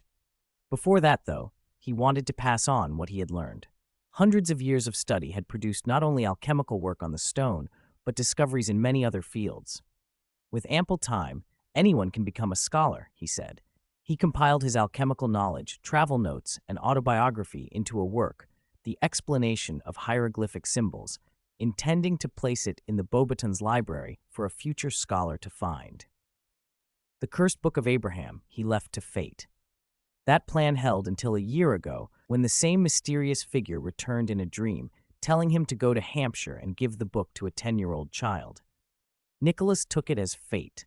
He chose a small town at random and sold books like a peddler, intending to hand the 2 volumes to whoever proved lucky enough to buy them. With the stone, time was abundant. The recipient could take as long as necessary. Then, barely after setting himself up, he met Loren, who, like the child in his memory, had been doing some copying work. Fate, he decided, had a sense of irony. "Like 600 years ago," he said, his voice quickening with excitement. "You were copying, and fate brought you to me." But Nicholas did not relax after selling the books. Loren was too young. Perhaps he would not reach the point at which Nicholas had stopped. He did not want another scholar to circle for centuries and end up with an incomplete stone as he had. And besides, the luck that had worked for him might not be repeatable. "You know how old men are," he chuckled. "We overthink and hesitate. The last time I acted without thinking was decades ago." He had asked Dumbledore, then, to observe Loren and, if he judged the boy suitable, to bring him here. If so, Nicholas would offer a small help to the next seeker. Saying this, he reached into his pocket and pulled out a small portrait card, like one of those chocolate frog cards. "Take this," he told Loren, pressing it into his hand. The portrait showed a young Nicholas, eyes closed. It did not move, but it was warm to the touch. "Stick it on the cover of your explanation of hieroglyphic symbols. It might help you avoid some detours." "We are not master and apprentice," Nicholas added. "We owe nothing to one another. This is simply a small favor from one forerunner to a successor. If you accept it, look after Beauxbatons for me." He leaned forward, his voice dropping to something more intimate. "And remember, if you wish to refine the Philosopher's Stone, the key is to redeem a desperate soul." Chapter 30. The Aftermath of Peter Pettigrew Redemption. Despair. Soul. I knew every word, but put them together and I felt illiterate. Loren's confusion didn't clear. After giving a few instructions, Dumbledore exchanged pleasantries with Nicholas Flamel and then left with him. Headmaster, I have some questions, Loren said. As they walked again along the wet streets, Loren fell into step beside Dumbledore, his thoughts in a mess. The headmaster sounded cheerful, as if on a stroll enjoying the weather. Answering a student's questions is every teacher's duty, isn't it? He said. Why did Mr. Nicholas Flamel dream that you-know-who told him to give me the book? Loren, there are many inexplicable things in the magical world, and prophecy is one of them. Most prophecies are obscure, their meanings unclear, though there are exceptions. So Mr. Flamel actually made a prophecy? Loren asked, puzzled. To be precise, he was the passive channel for a prophecy. Nicholas has a gift for such things, but prophecies are hard to control. Dumbledore smiled gently. You will study divination later. Professor Trelawney is an excellent seer. Loren ignored the aside and pressed on. Why does he seem like he's helping me, yet also keeping his distance? Dumbledore patted Loren's head. That isn't your problem, Loren. Those involved in a prophecy must keep their distance or ignore it, or terrible things can follow. He had a far-off look. Sometimes, he thought, a prophecy will make itself come true. Study hard, do your homework. That will do for now. Loren grinned, not fooled. Ow, he said, then asked, what does redeeming desperate souls mean? Dumbledore was patient and unhurried. Old does not mean all-knowing. When the time is right, I will give you guidance. He changed the subject as Loren did. Is there any result concerning Peter Pettigrew? Dumbledore didn't hide the details.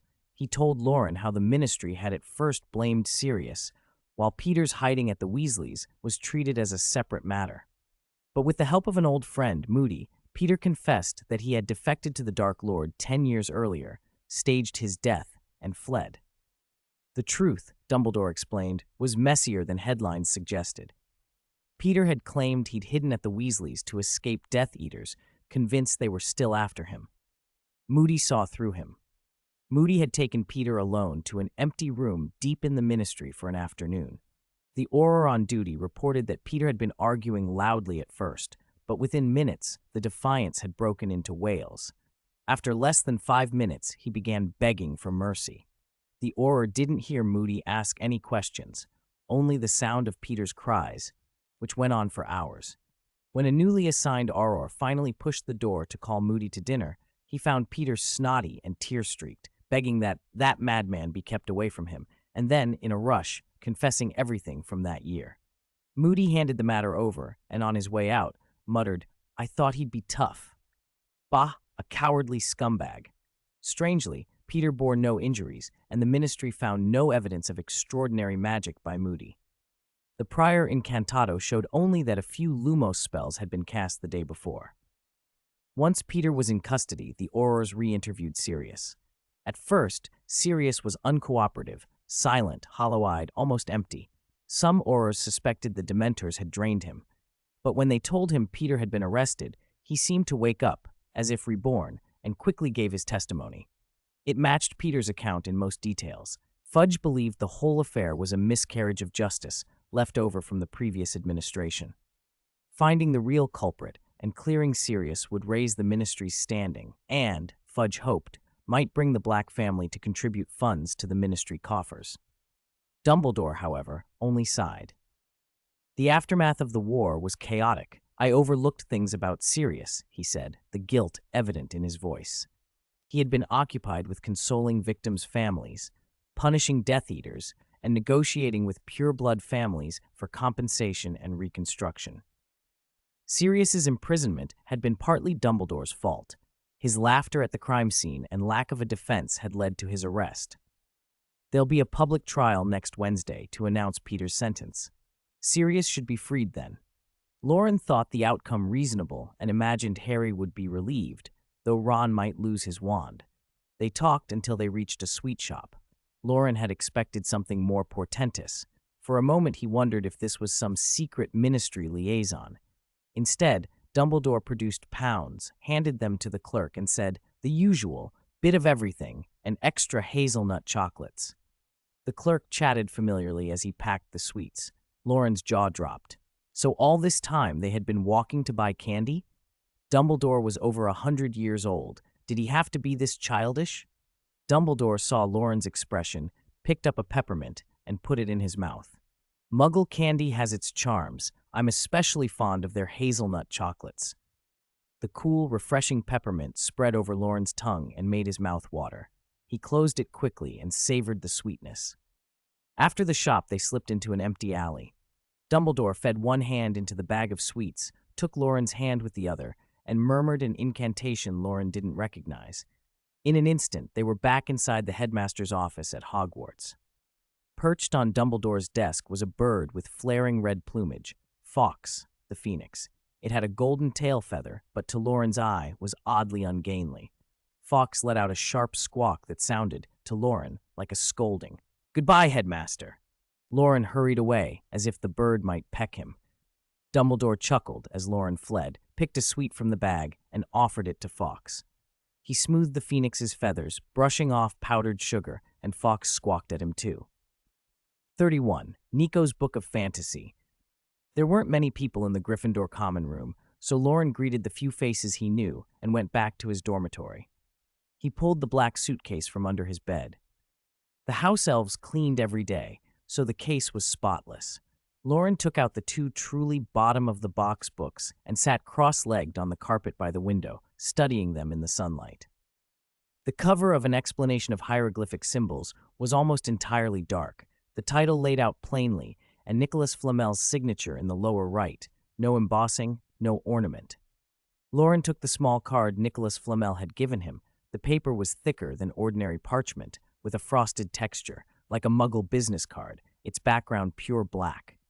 In the picture, a younger Nicholas Flamel squinted, as if resting his eyes. Loren set the card squarely in the center of the book's cover. Red, blue, green, and yellow paths of light flowed from the picture's edges, streams rising from all four sides, stretching out and weaving past one another without crossing, giving a slightly sci-fi impression. As the light filled the cover, the Nicolas Flamel in the picture opened his eyes. Silver irises flashed with pale magical runes. Loren thought the portrait's hair looked a touch whiter, too. Portraits weren't unusual at Hogwarts. They could move and communicate. Loren most often spoke with the fat lady at the common room entrance. He tried to speak to the Flamel portrait now. "Hello? Can we talk?" The eyes of the portrait tracked his mouth, but it did not answer. Loren reached to open the book, but it felt like a single sealed object. He remembered Tom's Horcrux notebook and how it communicated by writing. Fetching a quill, Loren dipped it and wrote, "Hello," beneath the picture. The ink vanished as soon as it touched the page, as though the book had absorbed it. The portrait Flamel spread his hands, and 4 circular frames appeared under the image, about the size of a bronze nut, lined up in a row. The first showed an open book, the second 2 crossed wands, the third a boiling cauldron, and the fourth a set of scales. Loren guessed the book signified theory, the crossed wands charms, the cauldron potions, and the scales alchemy, equivalent exchange and all. A strong sense of déjà vu hit him, like a smartphone app from his life before. Could it be touch-controlled? He pointed at the open book icon. The silver eyes in the portrait glowed, and Loren felt his own gaze tugged inward. A dizzy wave passed over him. Then it felt as if someone had shoved a finger up his nose and dragged him forward. Before he could react, he was somewhere else. He stood in a library. Shelves rose high and close together, the space bright and open, the floor shining white marble. "Welcome to Nicholas Flamel's fantastic book world," a voice announced from behind him. Loren turned. A ghost-like projection of Nicholas Flamel floated in the air, his lower body fading away into nothing like a hologram. The voice was a little thin, slightly distorted. "Has this library been put into the book with magic?" Loren asked, eyes wide. "Not exactly," the projection replied. "This contains all the books Nicholas Flamel has read over hundreds of years. Many are no longer available in the physical world. Memory magic shaped this library, somewhat like a pensieve, but more tangible. You can browse freely. The book also contains an alchemy laboratory, a potions room, and a dueling hall. These are virtual spaces created from memory magic and alchemy. When you enter, you are only a consciousness. Your real body will sleep. When you wake, everything that happens here returns to you as memory." The projected Flamel's brief explanation left Loren stunned. Virtual space, realistic simulation. If it had networking, Flamel would have made a metaverse. Loren asked the question that mattered most. What about time? Does time here match real time? The projection smiled. You have a clear head, but here, time and space are your imagination. This is your dream. He paused. Read here as you wish. When you wake, it might have been 1 second or an entire night. It depends on you. Can I bring other people in? Loren continued, pressing on. Loren, this is your dream. Nicholas Flamel provided the content, not the rules. It depends on you. The voice grew hazy. I am responsible for teaching. I cannot tell you how to do everything. Loren hated things without manuals. He began to wander the library. Compared to the school library, this one should have been smaller, but many books here were missing from Hogwarts' shelves. Some from the restricted section were openly available. He felt both thrilled and overwhelmed. Between the school library, the room of requirement, and this place, he couldn't imagine running out of reading material. After a while, he wanted to see the other rooms. I want to see the rest. Of course.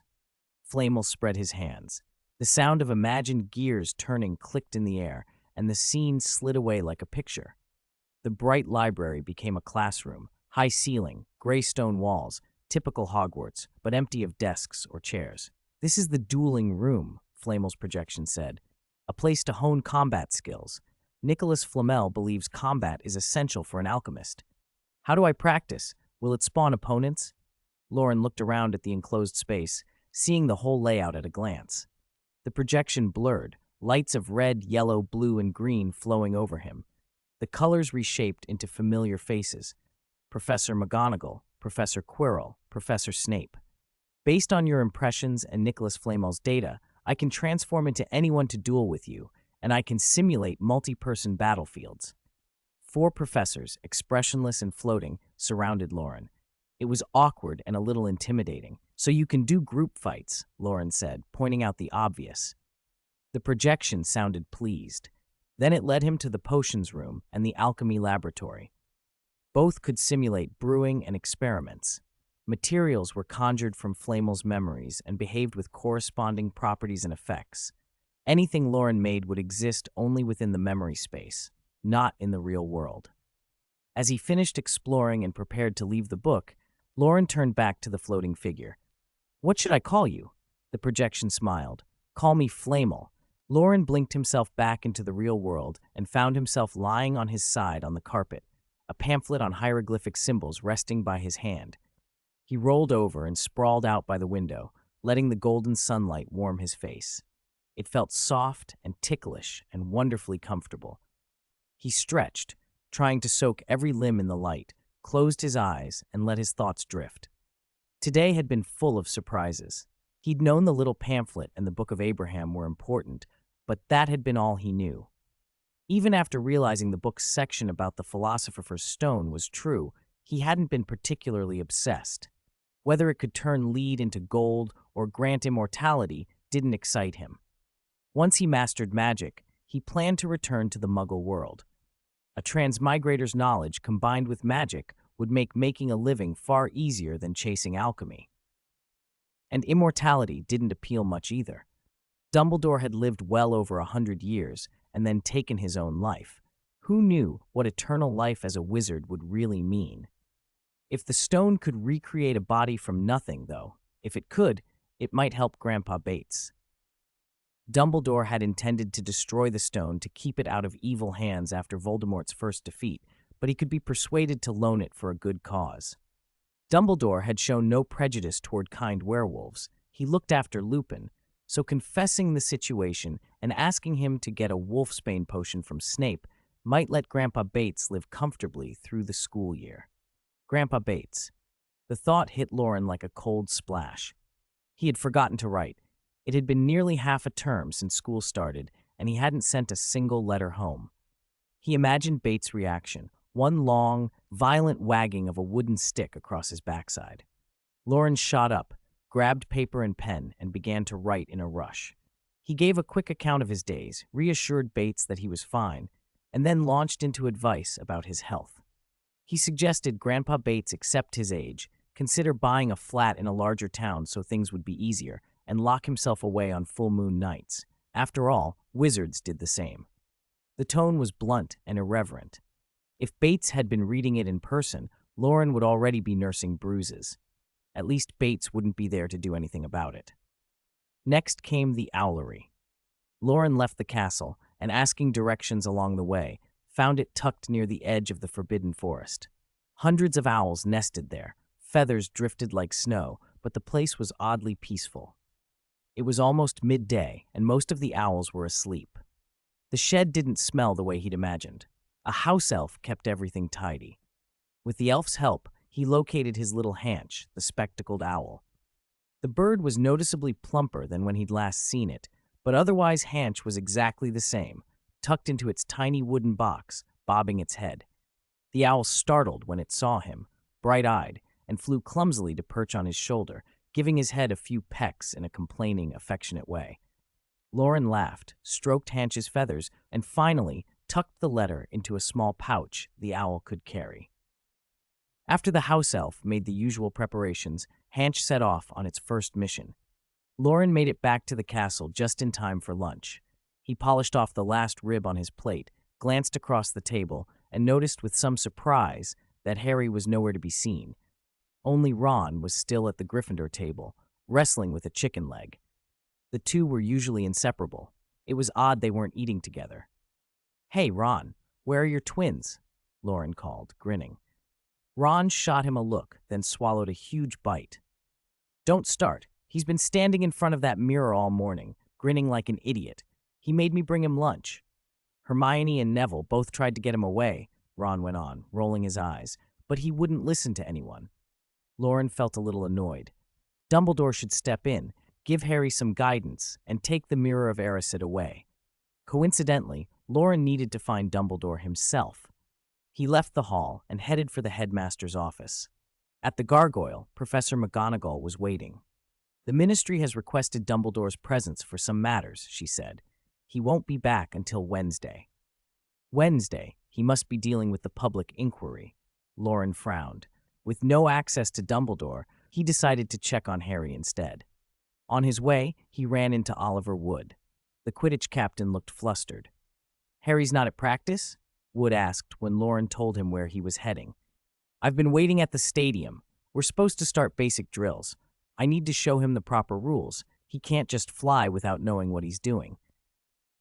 Loren hurried on and found Harry in an empty classroom, surrounded by Ron and Neville. Harry had nearly finished his food. Ron and Neville were trying earnestly, if ineffectually, to persuade him it was wrong to spend all day in front of the mirror. They argued, pleaded, and finally collapsed into frustrated helplessness. "Harry," Loren said bluntly, "Wood's been looking for you like mad." "Oh no, team practice," Harry exclaimed, scrambling to his feet. "He's supposed to teach me Quidditch basics." Professor McGonagall had already introduced the two, and Wood admired Harry enough to try and get him a better broom. Even though Harry's broom hadn't arrived yet, they'd agreed to meet at the stadium to go over the rules and let the team get to know him. Harry wanted to stay with his friends, but he couldn't stand letting Wood down. He pictured Professor McGonagall turning him into a quaffle if he did. With that, the decision was made. Harry grabbed his things, and the small group dispersed. Ron muttering about mirrors, Neville offering reluctant support, and Loren thinking about whether Hermione was going to get mad at him for letting Harry rush off.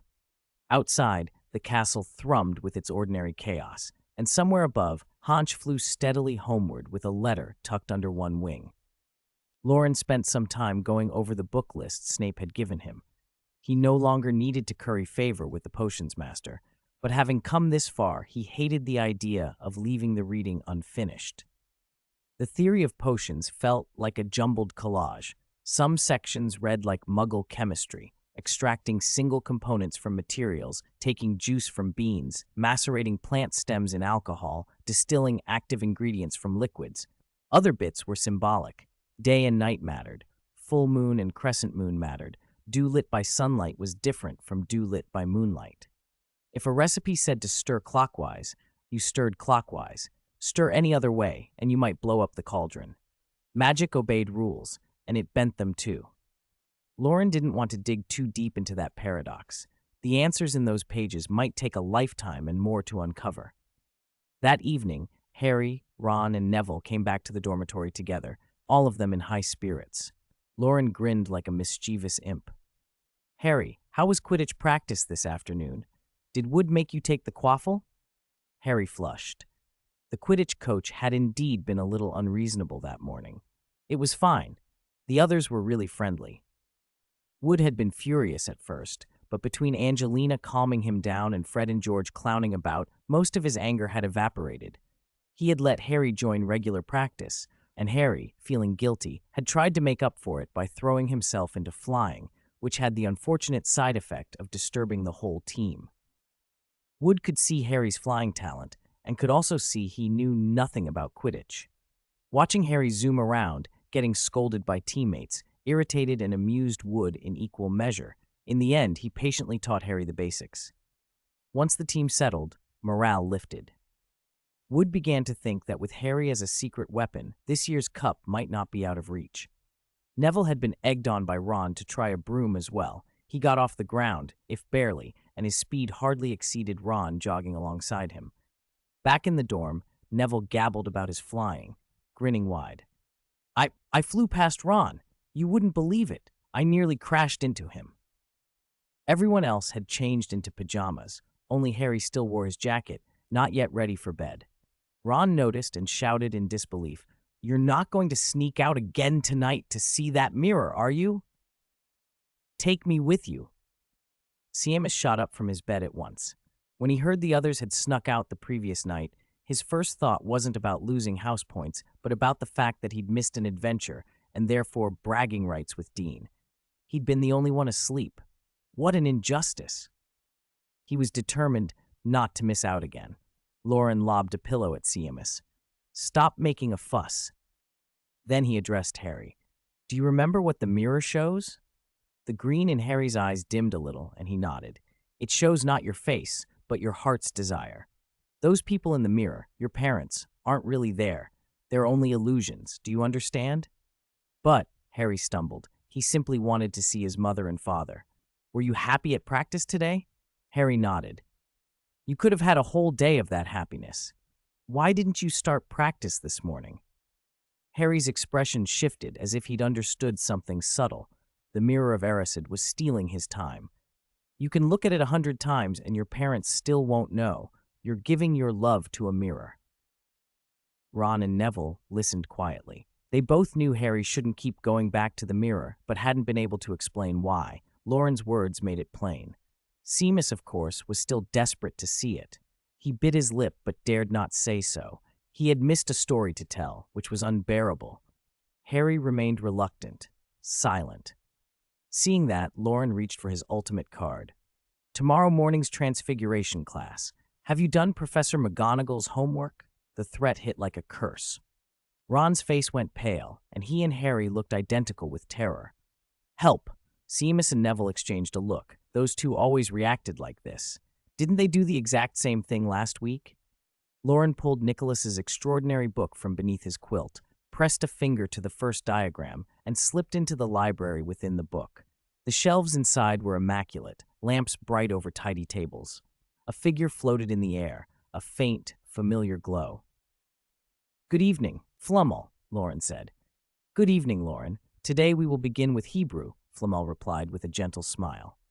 The text in the Book of Abraham wasn't written in language alone. Hebrew was the primary script, but there were also Latin characters, strange alchemical runes, and even a few remnants of ancient Chinese. Nicholas preferred not to teach from translated versions. Translations distorted nuance and invited differing interpretations. He didn't want Loren tracing his old path exactly. The two of them would not share a life. In that turbulent age, if Loren followed a translated shortcut, he might not even be able to forge an incomplete Philosopher's Stone. Flamel also warned that Loren wouldn't be allowed in certain places for some time. The back rooms and the dueling room were out of reach for a first year. Loren only had some skill with Portoberto, a handful of basic charms, and almost no combat ability. He couldn't expect Flamel to indulge him in mock duels as if he were a fellow master. Flamel had seen the book list Snape had given Loren and agreed that the potions professor was no charlatan. Those books would give a thorough theoretical grounding. For now, following Snape's curriculum was sufficient. As for alchemy itself, if Loren was quick, he might be able to begin some simple studies before Christmas. Loren spent the rest of the night muttering and memorizing odd syllables, tracing unfamiliar characters and runes until his eyes drooped. Outside the book, Harry and Ron were also hunched over their notes, grunting through Transfiguration homework alongside Neville and Seamus. 34. Dumbledore is back. On Wednesday, the first years had 2 morning classes, herbology and charms. Herbology was the kind of class that exhausted you. By the time it ended, the new students were wilted, barely able to eat. Hermione, when you teach, can you please stop making us cast spells your way? Ron poked at his steak with his fork, half-heartedly. After the night's excursion, their friendship had loosened. They were more relaxed with each other and spoke their minds more freely. Hermione tossed her hair and turned to him. But you have to admit, my method works. Loren didn't cast your way at first, and he still managed charms, didn't he? Ron protested righteously.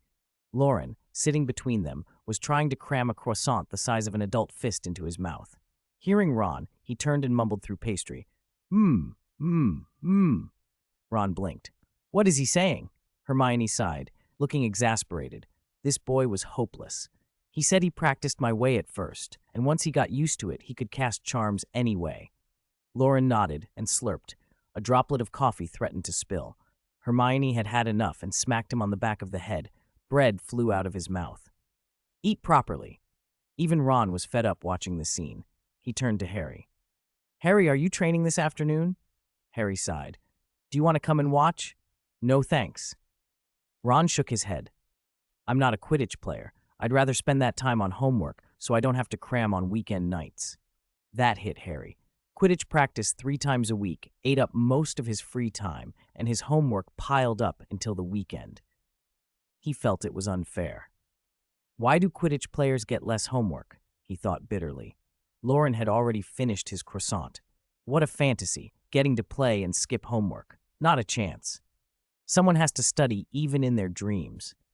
Harry was thinking this when the Great Hall skylight snapped open and a flock of owls arrived. Hedwig fluttered laboriously in and dropped a broomstick on the table in front of Harry, then stood beside it and pecked angrily at the fruit on his plate. A broom? Hermione stared. Thankfully, it was clean and elegant. A real broom on the dining table would have put her right off her food. Professor McGonagall must have bought it for you, but why the rush? I thought it wouldn't arrive until after Halloween. This isn't just a broom. Ron ignored the confusion and reached out to stroke the smooth handle. Harry, it's a Nimbus 2000, the fastest broom on the market. I changed my mind, Harry. I'm coming to watch your practice this afternoon. Please, please, let me have the Nimbus for half an hour. 10 minutes then. 3 minutes then. The others watched Ron make a fool of himself. He muttered like a lovesick boy. Loren wished he'd brought a camera. He could laugh about this for the rest of his life. Harry looked up at the high table to try to catch Professor McGonagall's eye and thank her, but she wasn't there. He hadn't seen Dumbledore for several days either.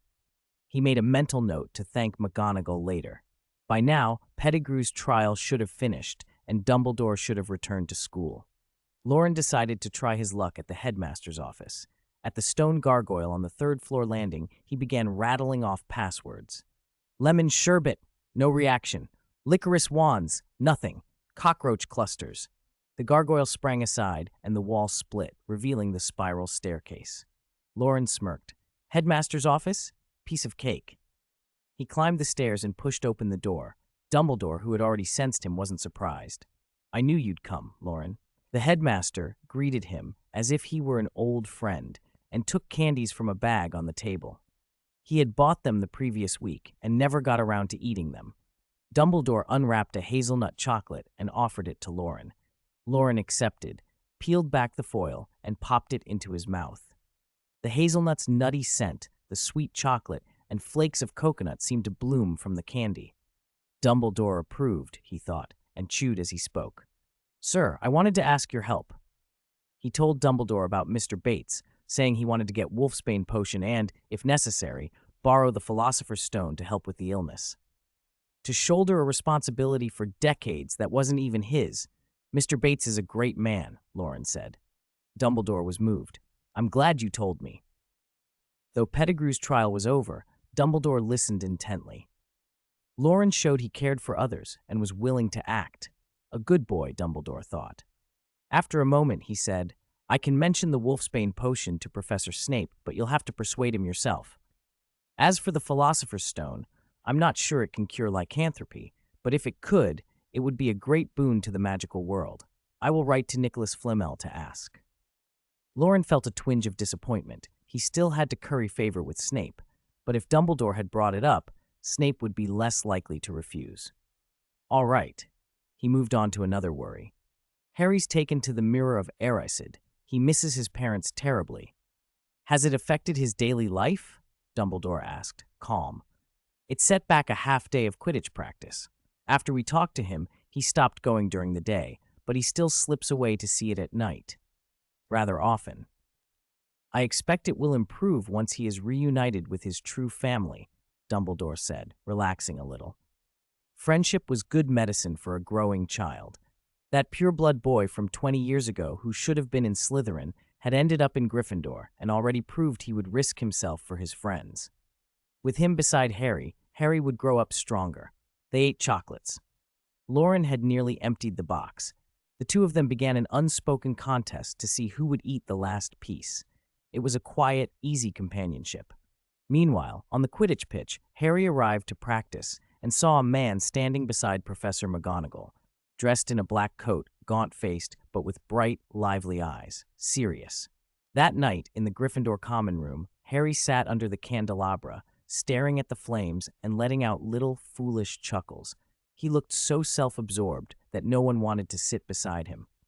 Loren was playing wizard's chess with Ron, using Seamus's set, and glanced over at Harry. How long has he been like that? Ron sighed, helpless. Ever since he said goodbye to his godfather, he's been like this all evening. I have a godfather, Harry mumbled to himself, the sort of thing he did every so often. Ron and Loren were used to it by now. He didn't even come to practice this afternoon, but Wood and the others are pleased. The team will have 2 Nimbus 2000s. Ron pushed a castle forward. Professor McGonagall's broom is still on its way. The Nimbus he got today was sent by his godfather. Sirius paid extra, so it was rushed. He sighed enviously. Sirius is the heir to an old pureblood family. Loren laughed. Aren't you pureblood too? Ron bristled, moved his knight, and said fiercely, Check! The pieces began their usual bickering. Loren's chess skills were poor, and this set didn't even belong to him, so the animated pieces often argued about strategy. Loren stopped watching the game and looked at Harry. Now that he has a godfather, he won't have to stare at the mirror smiling all day. Doesn't make much difference, does it? Ron muttered. Suddenly, Harry stood up, eyes shining. I have to tell Mum and Dad. And he dashed out of the common room. Loren and Ron exchanged worried looks. He'll be all right, won't he? Loren wasn't sure. Let's hope so. Loren glanced at his watch and remembered it was September 19th and he had something to do. I'll be right back. He hurried out and made his way down to the Hufflepuff basement. Even though the feast had ended, the stone-walled corridor was still brightly lit. Loren reached the painting of a bowl of fruit, tickled a painted pear, and the pear revealed a simple cartoon face, chuckled, then turned into a green doorknob. He pushed the door inward. The kitchen was spotless, gleaming with stacked plates and polished pots. The fire in the grate crackled as if it had never been out. What can I do for you, young master? Came a high, eager voice from behind Loren. A tiny house elf appeared, no more than 2 feet tall, with long, thin limbs, a disproportionately large head, and bat-like ears. No wonder Hermione wanted her society for the promotion of elfish welfare. The creature's appearance could seem pitiful. The elf, however, had no such self-consciousness. His eyes were fixed on Loren with bright expectation. I'd like to order a cake for tomorrow, Loren said. A strawberry avalanche cake. A strawberry avalanche cake. Of course, no problem. We'll make it right away and send it up as soon as it's ready. The house elf squealed and then, unable to contain himself, shouted to the kitchen. Did you hear? Strawberry avalanche cake. A dozen other house elves rustled out from the shadows. The scene was so absurd that Loren hurried to add, Not now. Tomorrow. I'll pick it up after dinner. Relieved, he slipped back up the stairs. He realized he hadn't asked the elf's name, nor had he given his own, but he could find out later if he needed to. Back in the common room, Ron and Seamus were finishing their game. Although the pieces obeyed Seamus's commands, Ron's moves were steadily winning. Harry had returned and was still staring, lost, at the candelabra. Loren nudged Harry's chin and waved a hand in front of his face. "Oi, Professor Snape's calling you." Harry visibly shuddered, then blinked and found himself back in the common room. He looked at Loren with something like reproach. "What is it?" he sighed. "I saw Headmaster Dumbledore in the Mirror of Erised." "And?" Loren pressed, curious. He'd half expected Dumbledore to be gentle, but he'd also guessed the headmaster would intervene when the mirror became dangerous. "He said he's going to put the mirror away." Harry sounded disappointed. Loren knew Dumbledore had other reasons as well. The mirror would serve as the final test for the duplicate Philosopher's Stone. He changed the subject. "Did your godfather tell you about your parents?" Harry's shoulders slumped. "He told me, but I don't know how to take it. I'm angry at Peter for betraying them, but Peter's in Azkaban now. I blame Voldemort, but he's gone. I miss Mum and Dad, and I'm glad to have a godfather who cares." He spoke slowly, as if reminding himself. Loren said nothing more. It wasn't as if he had easy words to fix it. People saw Harry as a hero, but not that he was still just a child who had lost so much. "Don't worry too much," Loren said at last. "Look forward to not having to go back to the Dursleys for the holidays." Harry's face brightened at that. The next day in the library, Loren approached a floating portrait of Nicholas Flamel. He hadn't set out to study that morning. He had a more pressing question. "Flamel," he said, "can the Philosopher's Stone cure werewolves? Can it reverse lycanthropy?" Flamel bobbed in the air, always ready. "That is a difficult question," he admitted. The Philosopher's Stone, also called the Sorcerer's Stone, contains an immense concentration of magic. Legends in the non-magical world that say it can grant wishes aren't entirely baseless, but no one can fully control its power. Its effects often depend on the alchemist's intent. He continued, patient. "My own stone could transmute metals into gold and brew the elixir of life. In my younger years, I was convinced those were the aims. Time taught me there were mistakes in that assumption, and some things could not be reversed. Lord Voldemort sought powerful sources of magic to rebuild himself. He treated the stone as a potent power source and used rituals to reshape his form. Any sufficiently strong source of magic could be useful for such rites, not necessarily the Philosopher's Stone alone. But today, there is nothing more powerful in common knowledge." Loren listened closely. "So there might be a way. Use the stone as a power source and find the right magic to reverse lycanthropy?" "Perhaps," Flamel said. "However, for centuries I have not heard of a spell that reliably reverses the condition. If you wish to try, one path is to claim the status of a Philosopher's Stone alchemist and use the stone with wholehearted belief. With the right intent and understanding, it may be possible." "How do I become such an alchemist?" Loren asked. Flamel's eyes gleamed. "Redeem a desperate soul." 36. Thursday, September 19th. In defense against the dark arts, Professor Quirrell's smell filled the classroom, and Loren, Hermione, Harry, and Ron sat in the back row. Hermione strained to hear, trying to follow the scope of the troll charm. "Why are we sitting here? I can't hear a thing," she whispered. "To protect your nose," Loren replied, one hand on his head and the other trying to twirl a quill. The quill was badly balanced and toppled onto his textbook after one or two spins, and Harry and Ron found themselves involuntarily watching it until they felt slightly dizzy. "Only those who come early can sit in the back," Harry said, perking up. Seamus was late today, so he only had the front row left. They all looked toward Seamus at the very front. His seat was right beside the podium. Every time Professor Quirrell flicked his sleeve, a putrid smell of fermented garlic drifted toward him. Seamus's face was pale. He kept his head down, covering his nose. His shoulders trembled and his Adam's apple bobbed as if he might be sick. Hermione shivered, and in the end, chose her sense of smell over the lesson. "Save me a seat in the back next time," she whispered. Unable to hear from the back, Hermione stopped concentrating on the class and watched Seamus instead. With the silent support of everyone around him, he held out until the end.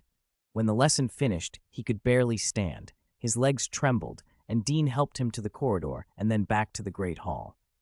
As they left, Ron said sympathetically, "I bet Seamus will start arriving an hour early for Defense Against the Dark Arts from now on." The others nodded.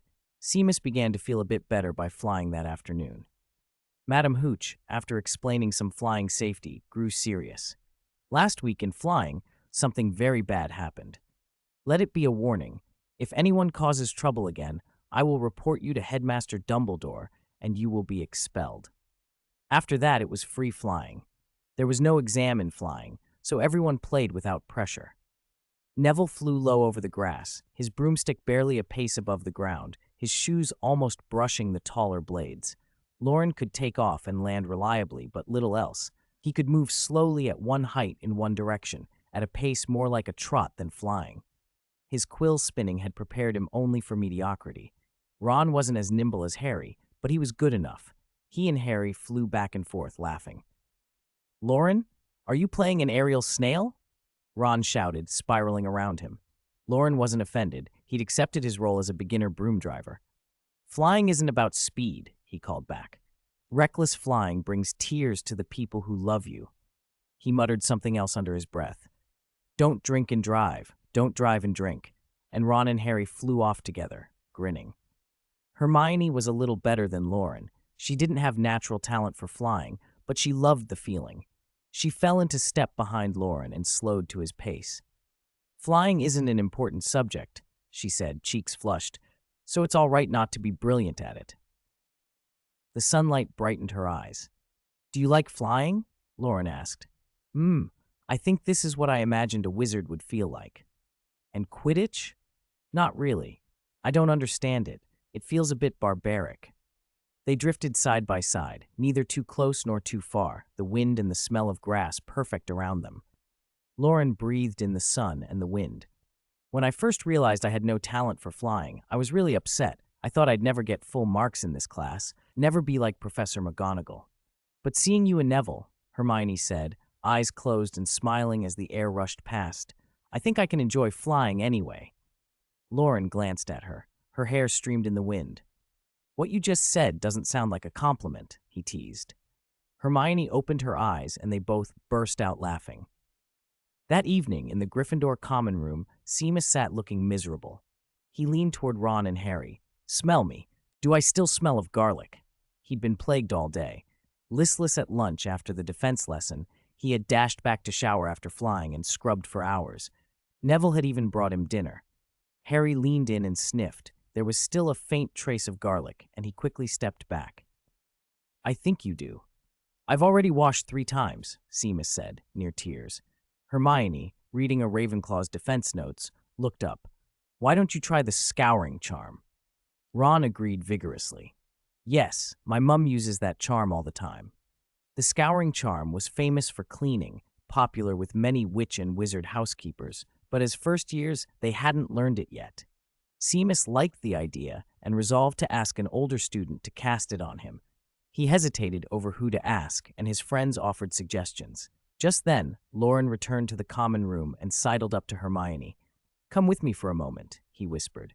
Hermione, curious, nodded and followed him out while no one noticed. Ron continued loudly advising Seamus, "Don't go to George and Fred. They'll only add dung to you." Loren led Hermione to the 8th floor, stopping before the painting of the troll beating silly Barnabas. The corridor was dim. Hermione's voice dropped without her meaning to. "Loren, why did you bring me here?" Loren didn't answer. He paced once and tugged on the wall. Hermione stepped closer and noticed something she hadn't before. A black door had appeared where there hadn't been one. "Is this a secret passage?" she whispered. Before she finished, Loren opened the door and pulled her inside. Hermione gasped. The room inside looked exactly like her sitting room at home. Sofa, a television, familiar paintings on the walls, and on the coffee table sat a strawberry cake with a single candle. Hermione's eyes filled with tears. No one at Hogwarts knew her birthday. Her parents usually celebrated it at home and weren't here. She hadn't expected anyone to remember. The day had held small comforts, her friends getting a back row seat for her and the slow flying they enjoyed. But she hadn't imagined this. She stepped forward and hugged Loren, murmuring, thank you, as tears slipped down her face. The smell of her filled him with a little fluster. He tried to be calm. "Blow out the candle first," he said, steadying her. Hermione looked around, eyes wide, then tasted the cake and ran her fingers over the room. "Does the room of requirement make things that match what we want?" she asked. "It tries," Loren said, "but it has limits. It can't create food out of nothing, and some things are only appearances. This TV, for example, won't actually turn on." "There's a room for hiding things, too," he went on. "Lots of precious manuscripts in there. I'll show you in a bit." They went to the room of hidden things together. Loren pointed out an old manuscript by Miranda Goshawk. "Her family background didn't seem very good," Hermione said slowly. "She must have been a very determined witch." Hermione was endlessly curious. She formed ideas and guesses about how the room worked as they talked until it was very late. On the way back, moonlight spilled through the corridor windows, covering the stone like a carpet of white flowers. 37. Sad Potions Class. The potions classroom always had a way of lulling students with Professor Snape's cool, measured tone, hypnotic if you let it be, but no one ever dared fall asleep in his class. Today's lesson was on the properties and applications of the bezoar. Hermione buried her head in her notes, pages packed with tiny, precise handwriting as she tried to cram every detail into the book. Loren had already mastered this section. Within 5 minutes, his mind had wandered. He kept thinking about his conversation with Flamel from the night before. What exactly did saving a desperate soul mean? Loren ground his teeth and pictured the pale, floating figure. Riddles were infuriating.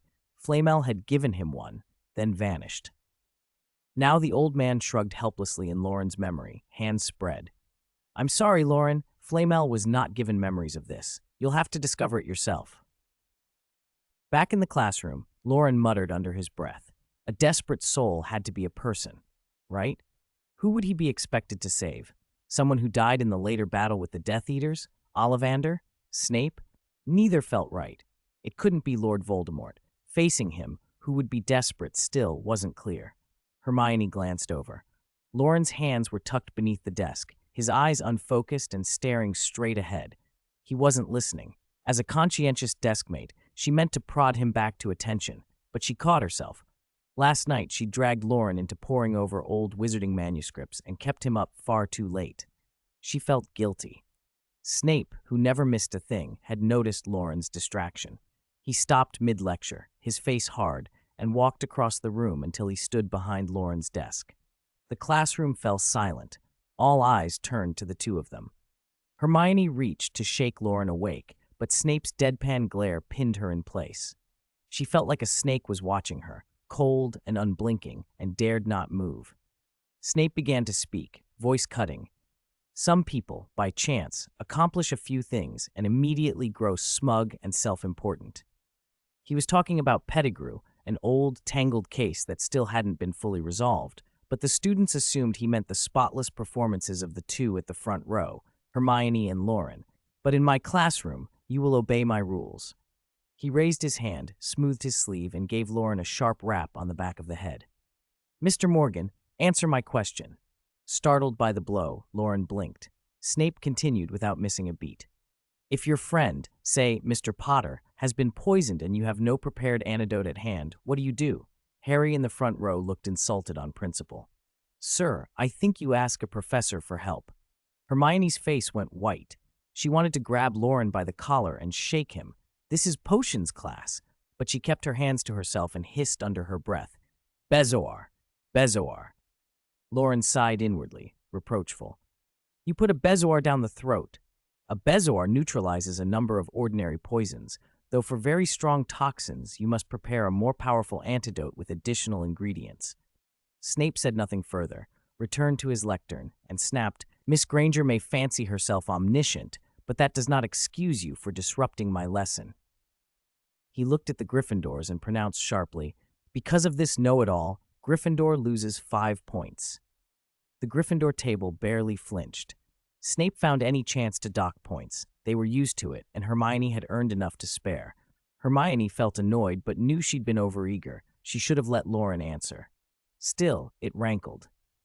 By the end of class, Snape fixed Loren with that same expression and said, "Loren Morgan, see me after dinner." Snape's mind drifted back to his earlier conversation with Dumbledore, a talk full of riddles and moral appeals, and the old man's final line had been the clincher. "Loren needs your help. Do it for an old man's sake." The reminder irritated Snape, but Loren, if he knew, would have agreed readily. Older men liked that kind of entreaty. Loren and his friends accompanied Hermione down the corridor. She was in a sour mood and sniffed as they walked. Harry tried to cheer her up. "Don't worry. Snape always has a reason to take points. It's just bad luck this time." Loren wondered how much Dumbledore had told Snape, but for now, there were more pressing curiosities. "You've earned him the right to take a few points," he said dryly. Neville shrugged. "I thought it would be my turn to be unlucky today." Ron was indignant on principle. "The way I see it, Dumbledore should ban that old bat from docking Gryffindor points." They all treated the deduction as routine. Hermione sniffed again. "I'll add 3 more inches to my transfiguration homework. Maybe Professor McGonagall will give me extra credit." With that, she hurried off toward the library. Ron watched her go and muttered, "Didn't Professor McGonagall only ask for 3 inches?" Loren clicked his tongue. "Overachiever."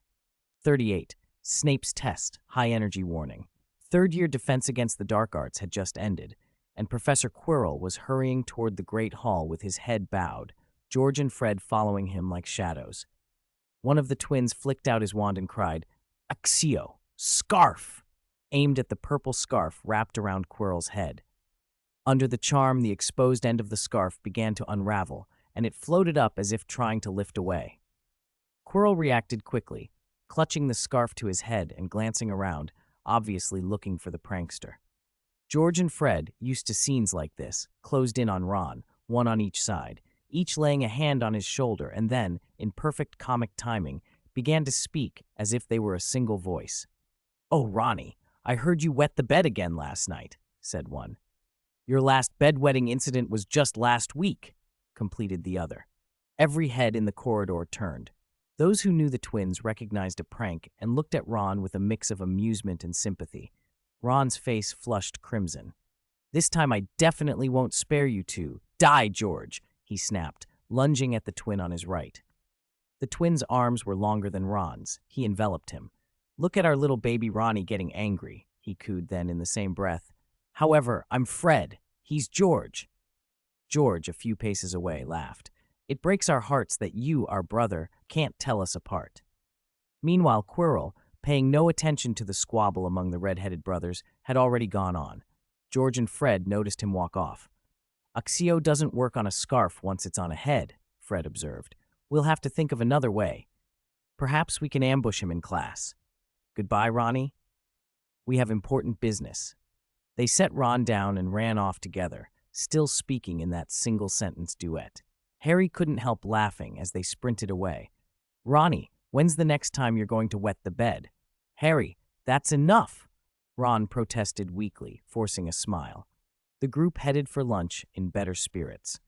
Professor Snape's book list for Loren totaled 25 volumes. Loren had finished 4 and spent the afternoon reviewing them. He had rehearsed how to ask Snape for help in his head more times than he could count, but none of his practiced speeches felt right. After dinner, he walked towards Snape's office. Snape's office was underground, beside the Slytherin common room. Even the reliefs above the walls near the doorway were dark green, almost black at the edges. Loren had just reached the door when Snape's cool voice called, "Enter." The room was dim. Snape bent over a stack of essays, grading without looking up. He offered no greeting. Loren let his eyes wander instead. The desk and bookcases were ordinary enough, but the shelves were lined with glass jars.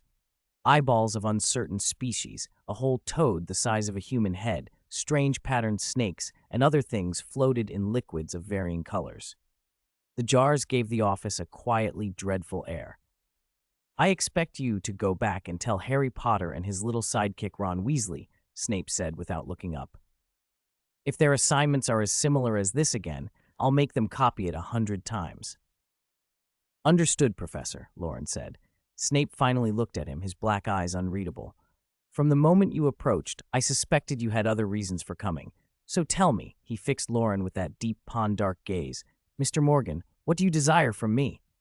Whether Snape was probing his mind or not, Loren met the question head-on. Wolfsbane potion, Professor.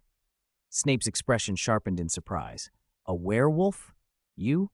No, my grandfather is. Loren kept his voice steady. He had no intention of trying to bluff Snape. Snape snorted softly. A werewolf. His gaze drifted as if seeing something far away. For a beat, there was a shadow in his face. Memory, bitterness. Then he looked back at Loren and said nothing. He led Loren into a small storage room off the office. Loren had not known there was a hidden space behind the shelves. Snape dragged forward 2 shallow wooden boxes and opened their lids. One was empty. The other was packed with small, green-striped vipers, black-bodied with bright green bands coiled tightly together. Loren's scalp prickled. Green-striped vipers, Snape said. One bite, and the wound never properly heals. It festers and oozes. He plunged a hand into the writhing pile, drew out a snake, pried open its mouth, and tapped its fangs against the rim of a test tube. A viscous drop of venom beaded and ran down until it filled 1/5 of the tube. Snape put the tube in a rack, then tossed the snake into the empty box. The snake tried to crawl out but stiffened and fell back when it brushed a circle of golden thread sewn around the box's rim. I want you to collect the venom from this box, Snape said. A chill ran through Loren, but he forced himself to answer. I understand, Professor. Snape returned to his desk and went back to grading as if this were no more extraordinary than handing out homework. Loren tried to calm himself with logic. Snape wouldn't deliberately expose a student to mortal danger. The snakes probably wouldn't bite if handled right, and the poison was what Snape used to frighten him a little. But the words did little to quiet the tightening in his stomach. He took a breath and reached into the box. Cold, damp, slick scales pressed against his fingers. Several snakes slithered up his arm. He jerked free, curses half forming on his tongue as 2 of them clung. When any of the snakes rose above the level of the golden thread, they stiffened and went silent. That fact made the task possible. Loren learned to lift, tap a fang on the test tube, withdraw, and set the tube in the rack. He repeated the motion mechanically, hands steadying as he worked. Time passed without him noticing. The initial terror dulled into a hollow concentration, a rhythm of extraction and placement. By the time he slid the last tube into its place and climbed out of the box, his face was pale and his eyes hollow. Professor Snape, Loren said, voice thin. I'm done. You may go, Snape replied without looking up. A hot surge of anger flared in Loren's chest, only to be smothered by a heavier sense of helplessness. He had been treated like a tool and dismissed. He said nothing and left Snape's office. Snape's voice followed him before the door closed. Come every Friday evening from now on. Wolfsbane must be drunk a week in advance. It's already too late this month. Snape's words settled something in Loren's chest. The question he had carried since before school began finally had an answer. He felt a little lighter, but not cheerful. What he had witnessed still sat heavy on him. The touch, the helplessness, the anger that flared when he realized he'd been toyed with. All of it left a mark. Snape had done his duty as a professor. He hadn't refused to help, but the unease remained. Back in the common room, Loren scrubbed himself 3 times, head to toe, until the cold, slimy feeling was gone. His roommate was already asleep. Loren lay flat on his bed, eyes open. He stared at the ceiling, but felt as if he were looking through it at something else. Exhaustion rolled through him in waves, sleepy and then blocked, as if some wall kept him from falling all the way under. He closed his eyes and drifted towards sleep. In the half-dream, he saw coiling snakes again. Time stretched. Bird calls came faintly through the window. On impulse, he touched the fantastic book at his bedside. A halo flashed, and the world changed to the bright, airy library. Flamel didn't seem to notice Loren's odd state. He hovered around him twice, and then said in a dry, delighted voice, "Today we're going to learn about adverbs and grammar." Loren blinked at the eccentric old wizard, half expecting snake shadows in his movements. "I don't want to study today," he said weakly. "Of course you don't." Flamel beamed. Then his face twisted into something almost sharper. "It's the weekend, after all. 4 weekends every month, 50 every year. If you live to 100, that's over 4,000 weekends. As the creator of the Philosopher's Stone, you'll have endless weekends." Loren tried to explain. It's not. Today I'm just tired. I wanted to rest a little. Flamel grew quiet, floating a little above the floor, watching him. Loren laid his head on the table and stared into the distant, impossible light. He narrowed his eyes the way one does when sleep is nearly there. Flamel looked at him with something other than a teacher's curiosity. What the old wizard saw was the child the prophecy had chosen, 11 years old, and unaware that fate's gifts always asked for a price. Alas, a voice sighed, and another asked softly, "How did fate make its choice, Albus?" The library shimmered, the books and light folding into something both intimate and cosmic. Loren's half-awake mind caught the feeling of opening after too short sleep and thinking, for a second, that you had slept for a century. He blinked awake back in the library. Flamel was floating on a distant shelf reading a Muggle play. He put it down when he saw Loren stir. "Loren, did you feel powerless today?" Loren stared. "What? If you had Dumbledore's power, would you have found yourself in that situation?" Flamel asked, almost teasing. "Which first year has Dumbledore's power?" Loren muttered. Flamel ignored him. "You'll meet more things like that. Don't waste your talent. You must learn to fight." Loren thought of the future, of wars adults whispered about, and agreed that being able to defend himself made sense. "Are we going to use the dueling room?" "Not yet. You aren't ready." Flamel's decision stung. "You must master charms in the real world before you take them to the dueling room. Use your talent to build a practical combat ability." "Why not just practice charms in the dueling room?" "Because casting charms requires the body as much as the will. Good duelists practice their chosen charms until the motion is instinct. Your talent will let you progress faster, but you must find what suits you, not just what's powerful. First, master the shield charm." At breakfast in the Great Hall, the Gryffindor table groaned with beans, bread, salads, bacon, and sausages. Loren alone ate steak. Ron watched him chew the last bite and lick his lips, fascinated. "Why are you staring?" Loren asked, holding up his vegetable juice. "It's odd. Steak for breakfast," Ron said. "But you should try it every morning. Highly recommend." Loren leaned toward Hermione. "Hermione, are you free today?" Hermione, exhausted from last night's Transfiguration homework, blinked owlishly. "I'm usually in the library on weekends. I need your help." Loren kept that his reasons were secret for now, only that he had to improve his practical combat skill to a certain threshold. He pressed her shoulders. "You know more charms than anyone in our year. I need you to cast at me." Flamel's words from the library were still ringing in his ears. "Master the shield charm first. Learn to take a hit before you can give one." Hermione frowned. "The only combat spell I know reliably is the binding spell." She sounded guilty and small for a moment. Then she brightened shakily. She had read Miranda Goshawk's Advanced Charms and other books. Madame Pince had helped find more texts. "Miranda Goshawk did say many adults can't cast the shield charm well," Hermione added. "I don't think this is a first-year spell, Loren.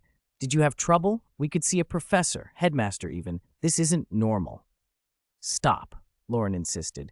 "It's just a charm, nothing else." After a little arguing, Hermione agreed. They walked to the room of requirement, paced until it presented a dueling chamber, and went inside. They stood 2 or 3 meters apart, wands raised. Hermione looked nervous. This was the first time she'd had to aim magic at a person rather than a practice dummy. "Ready?" she asked. "Ready." Loren answered. She kept checking. "Are you sure?" "Yes." "Really?" "Yes." Loren began to get impatient with the ritual. He started to hiss, trying to steady himself. "Right, Petrificus Totalis," Hermione blurted, startled by Loren's tone. Her vinewood wand flared with white light. Loren, not expecting it, froze dead upright, legs stiff, hands clamped to the seams of his trousers, face blanching, and toppled to the floor like a struck puppet. Hermione, equally stunned, rushed to unbind him. The counter-charm stuttered on her lips. It took her several tries before Loren's muscles loosened. "It's your fault for snapping at me," Hermione scolded, half exasperated and half relieved. Loren patted at invisible dust and swore to cooperate. They tried again. "Ready?" Hermione asked, steadier now. "Yes," Loren breathed. "Petrificus Totalis." "Protego," Loren shouted at the same time, but the shield charm didn't come. He hit the floor again. They tried over and over. Each time Hermione's aim improved and her counter-charms became cleaner. Loren's Protego would flare and then die. Sometimes he felt nothing. Sometimes there was a tug in his limbs as if a second hand were missing from the motion. Shame colored his cheeks. After one failed pratigo, he managed to sense the spell launch and dove aside, dodging the binding charm altogether. They practiced until nearly noon. Loren managed to put up the protective barrier only twice. Hermione, on the other hand, grew more confident in casting and uncasting, but Loren could not reliably form a shield charm. Finally, some odd pride took hold.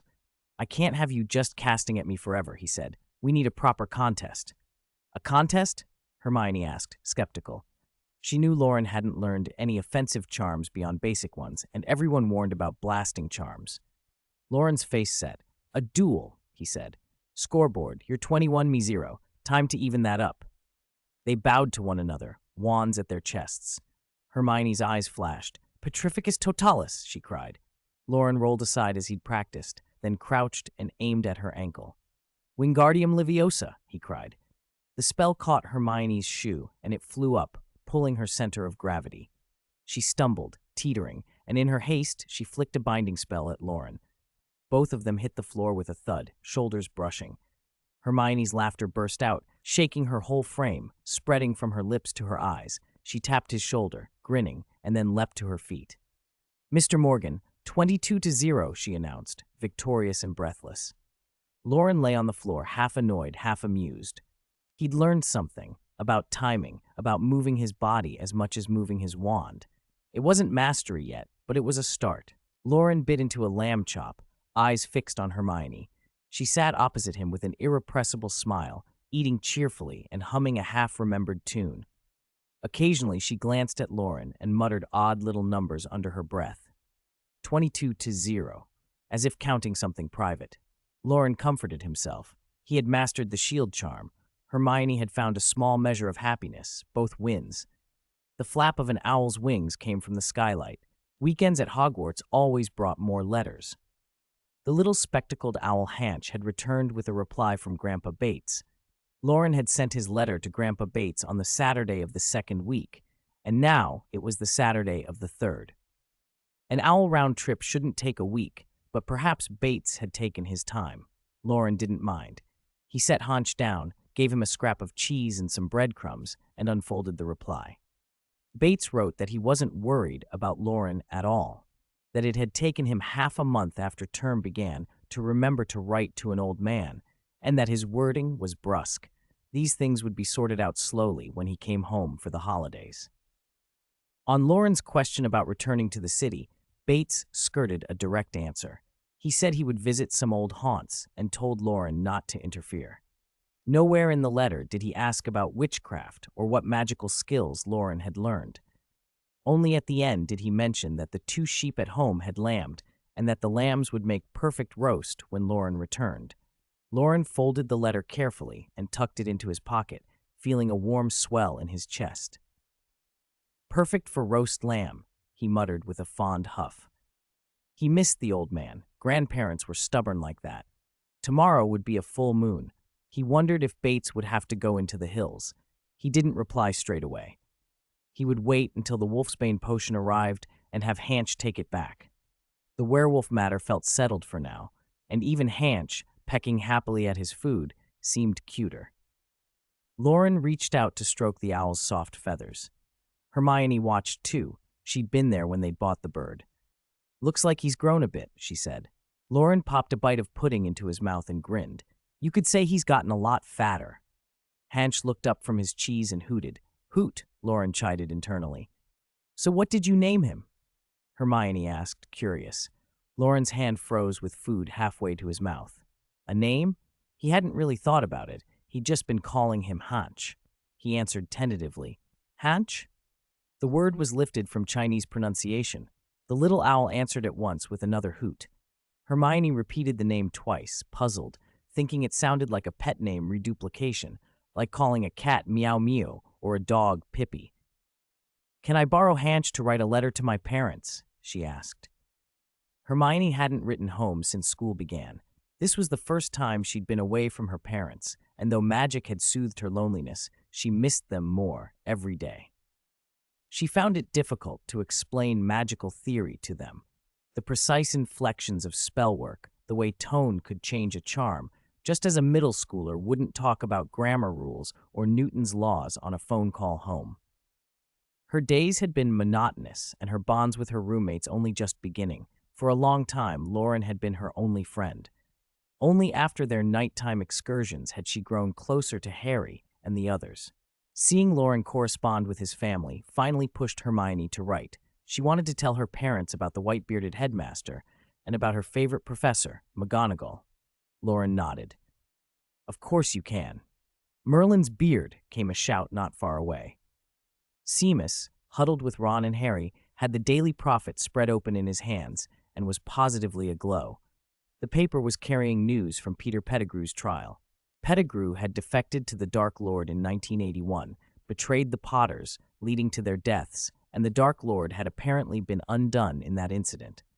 While being pursued by Sirius Black, Pettigrew had caused an explosion that destroyed a street and killed 12 Muggles.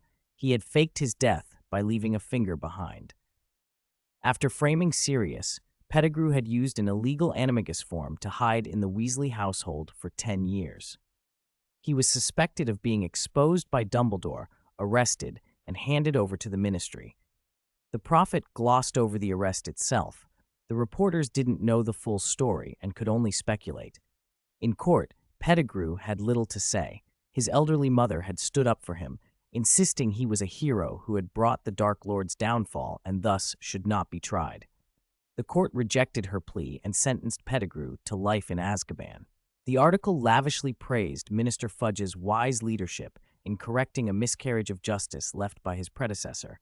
Hogwarts and Dumbledore received only a small, almost grudging paragraph of mention. Seamus read it all with mounting excitement, exclaiming again and again, "Merlin's beard." To him it was astonishing. One roommate was the celebrated savior who had defeated the Dark Lord. Another roommate's family had unknowingly sheltered a Death Eater for a decade. And yet another roommate, barely into the term, had exposed that hidden Death Eater and overturned a long-standing injustice. Even the usually overlooked Neville turned out to come from a family of Aurors, a lineage of heroes. Seamus slumped slightly, suddenly aware that he was nothing of the sort, and wore an unhappy frown. Harry was relieved and elated in equal measure. The man who had been an accomplice to his parents' deaths had been brought to justice, and he had found another godfather in Sirius. Still, questions lingered in his mind. The scar, the title of savior, little mysteries he couldn't quite shake. Ron, on the other hand, felt a wave of disgust. The sight of Scabbers transforming into a short, greasy, middle-aged man right before his eyes was the single most shocking thing that had ever happened to him. Memories of cuddling and comforting his pet crowded in, unwelcome and vivid. He buried his face in his arms. "No, no, no," he muttered over and over. The more he tried to block it out, the sharper the image became. He couldn't eat. He slid down on his stool, hollow-eyed. Older students clustered around Percy and the Weasley twins, asking if they'd been cursed or if someone had been sneaking into their rooms at night. Percy was pale and silent. Scabbers had been his pet for a long time, and his memories contained their own uncomfortable images. George and Fred answered the questions with a few offhand stories. "Yes, when we were 6, we were very sick because of Peter Pettigrew. We were in bed for a week." They told how, when they were little, they'd hidden Scabbers in the soup Molly had made and been so severely punished they couldn't get out of bed for a week. "We also noticed something odd about Peter and wanted to look into it," they added. "Percy stopped us," George said. The twins had wanted to use Scabbers for a series of childish magical experiments, prop testing gone too far. The memory, the trial, the revelation all buzzed through the hall like a current. Everyone felt, in their own way, that something enormous had just shifted in their world.